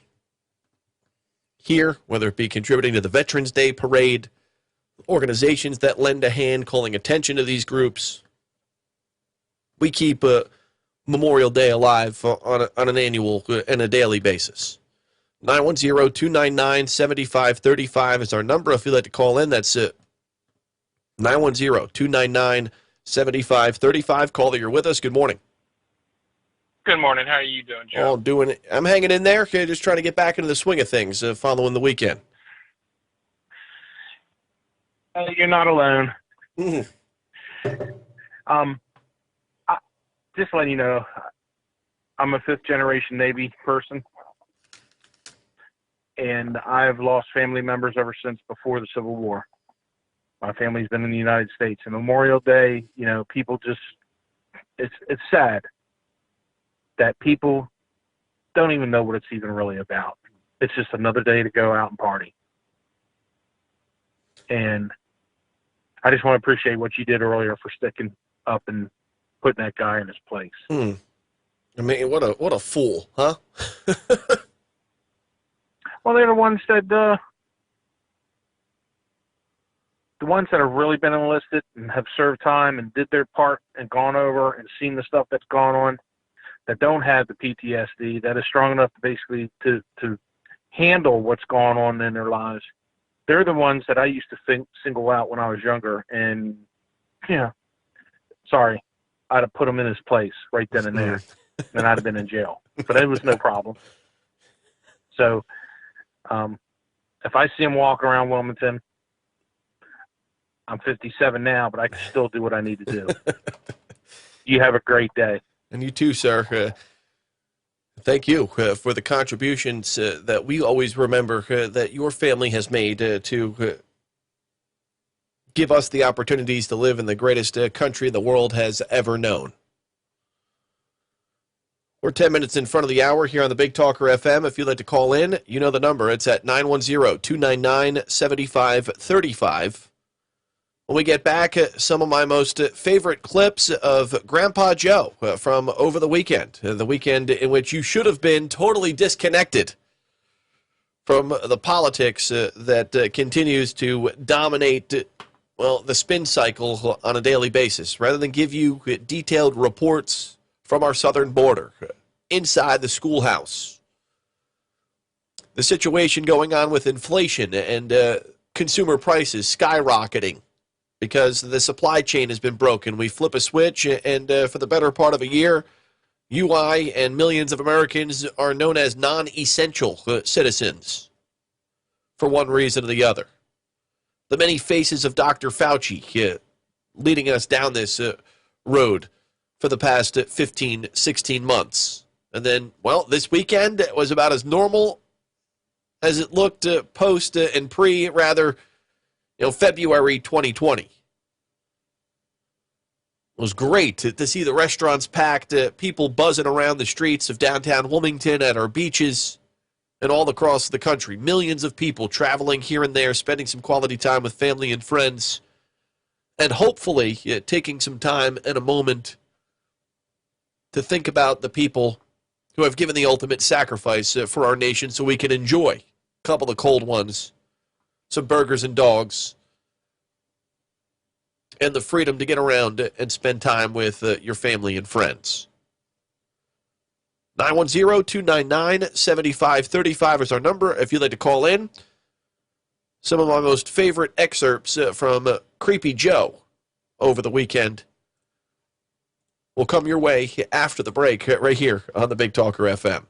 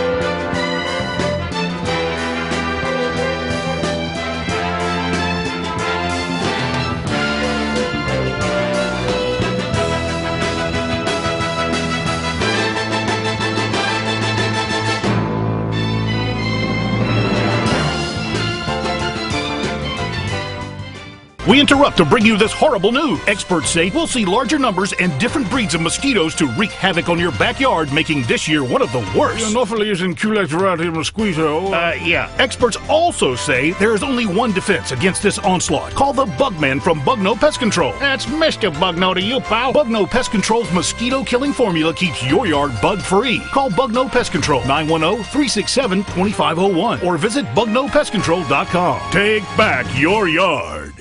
Folks, we all know ongoing road construction and traffic can weigh heavy on your vehicle. Since 2006, O'Leary's Automotive Repair has provided comprehensive repair services at affordable prices to get you back on the road in no time. Their ASE certified technicians will help you find a cost-effective repair and maintenance alternatives. O'Leary's has multiple locations in the area in Hampstead, Leland, the Myrtle Grove area, Ogden, and Wrightsboro. O'Leary's Automotive Repair, a trusted, locally owned business since 2006. Hey everyone, Ben Hawkins here with Cross Country Mortgage. Rates are still at historic lows, and there has never been a better time to purchase your dream home or refinance your existing. With over 300 loan products including conventional, FHA, VA, USDA, renovation, and jumbo, we are certain we have the right loan product for you and your family. Call me today to be pre-qualified to make the offer on your next dream home. 910-352-3373 or visit my website at lendwithben.com. I'm K.O. Davis from K.O.'s Coast to Coast Tree, and I want to be your tree man. When your trees need cut, 2 letters to know. One is a K, the other is an O. K.O. Tree man. Proper trimming is the most important thing that you can do, so don't just hire anybody to do it. You need someone that knows what they're doing. K.O. Call the professionals at K.O.'s Coast to Coast Tree and visit KOTrees.com. The Wilmington Cape Fear Home Builders Association serves as the advocate for the building industry, advancing professionalism and promoting community involvement. We are a positive force for responsible growth while protecting property rights and the privilege of home ownership. 3 out of every 5 jobs is touched in some manner by construction in our region. Growth generates jobs, maintains our property values, and builds and updates our infrastructure. Join us Friday mornings for the Construction Connection with the Wilmington Cape Fear Home Builders Association and the Big Talker FM. Hi, this is Justin Humphreys from the Humphreys Law Firm on Eastwood Road. The Humphreys Law Firm is located in Lumina Station, Wilmington, North Carolina, practices civil litigation, intellectual property, commercial, and residential real estate. Please give us a call at 910-332-0721 or visit us on our website, which is www.humphreysfirm.law. You can also listen to me every Thursday from 6 to 7 p.m. on the Big Talker 106.7 FM.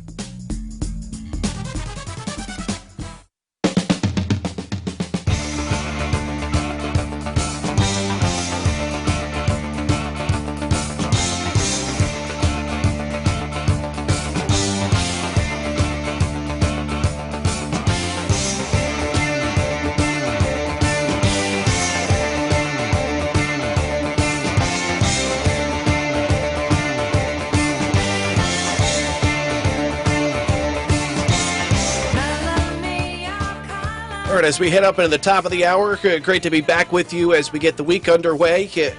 Tomorrow, Lieutenant Governor Mark Robinson expected to join us along with State Treasurer Dale Falwell. We'll get a congressional update from the House later this week in Washington. Representative Greg Murphy of North Carolina's 3rd Congressional District with us on Thursday.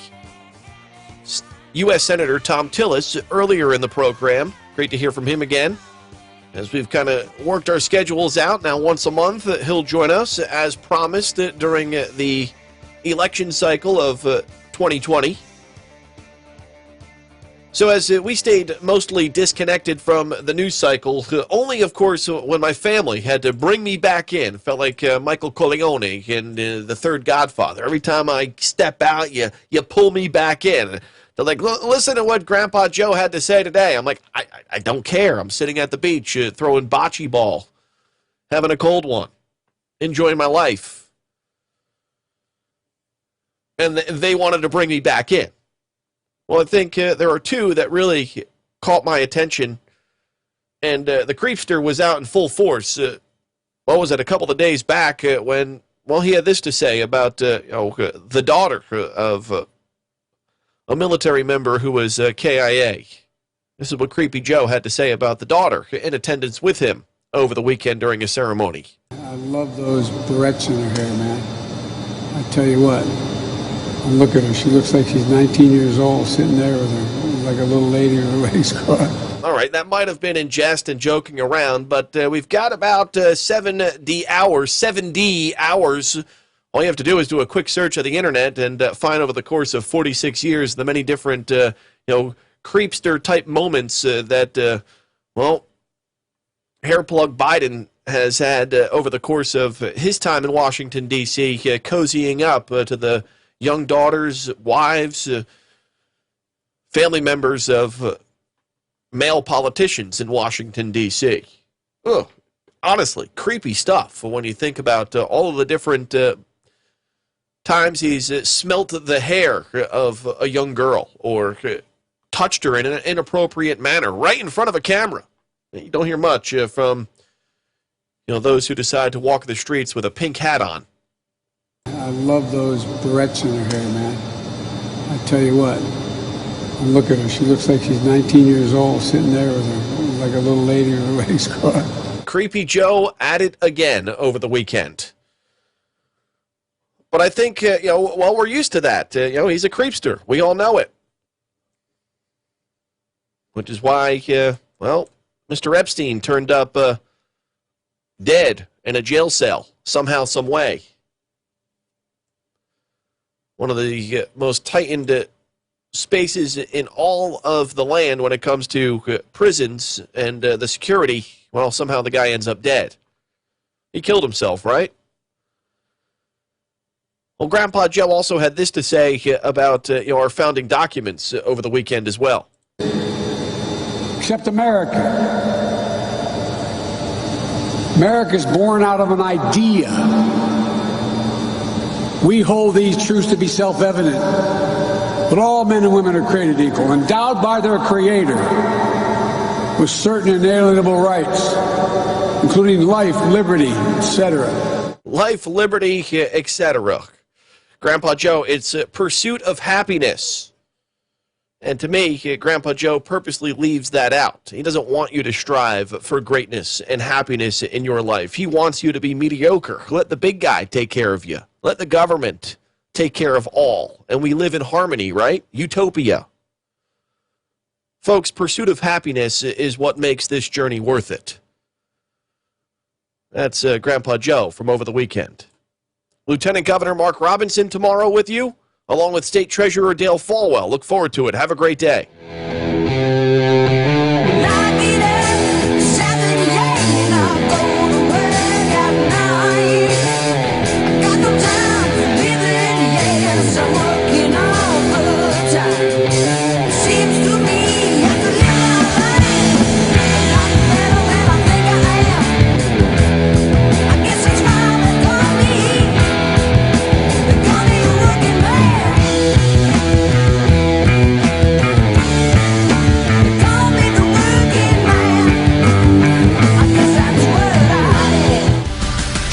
Keeping Ocean Isle informed. The Big Talker 106.7 FM WFBT, Carolina Beach. Hi, this is Justin Humphreys from the Humphreys Law Firm on Eastwood Road. The Humphreys Law Firm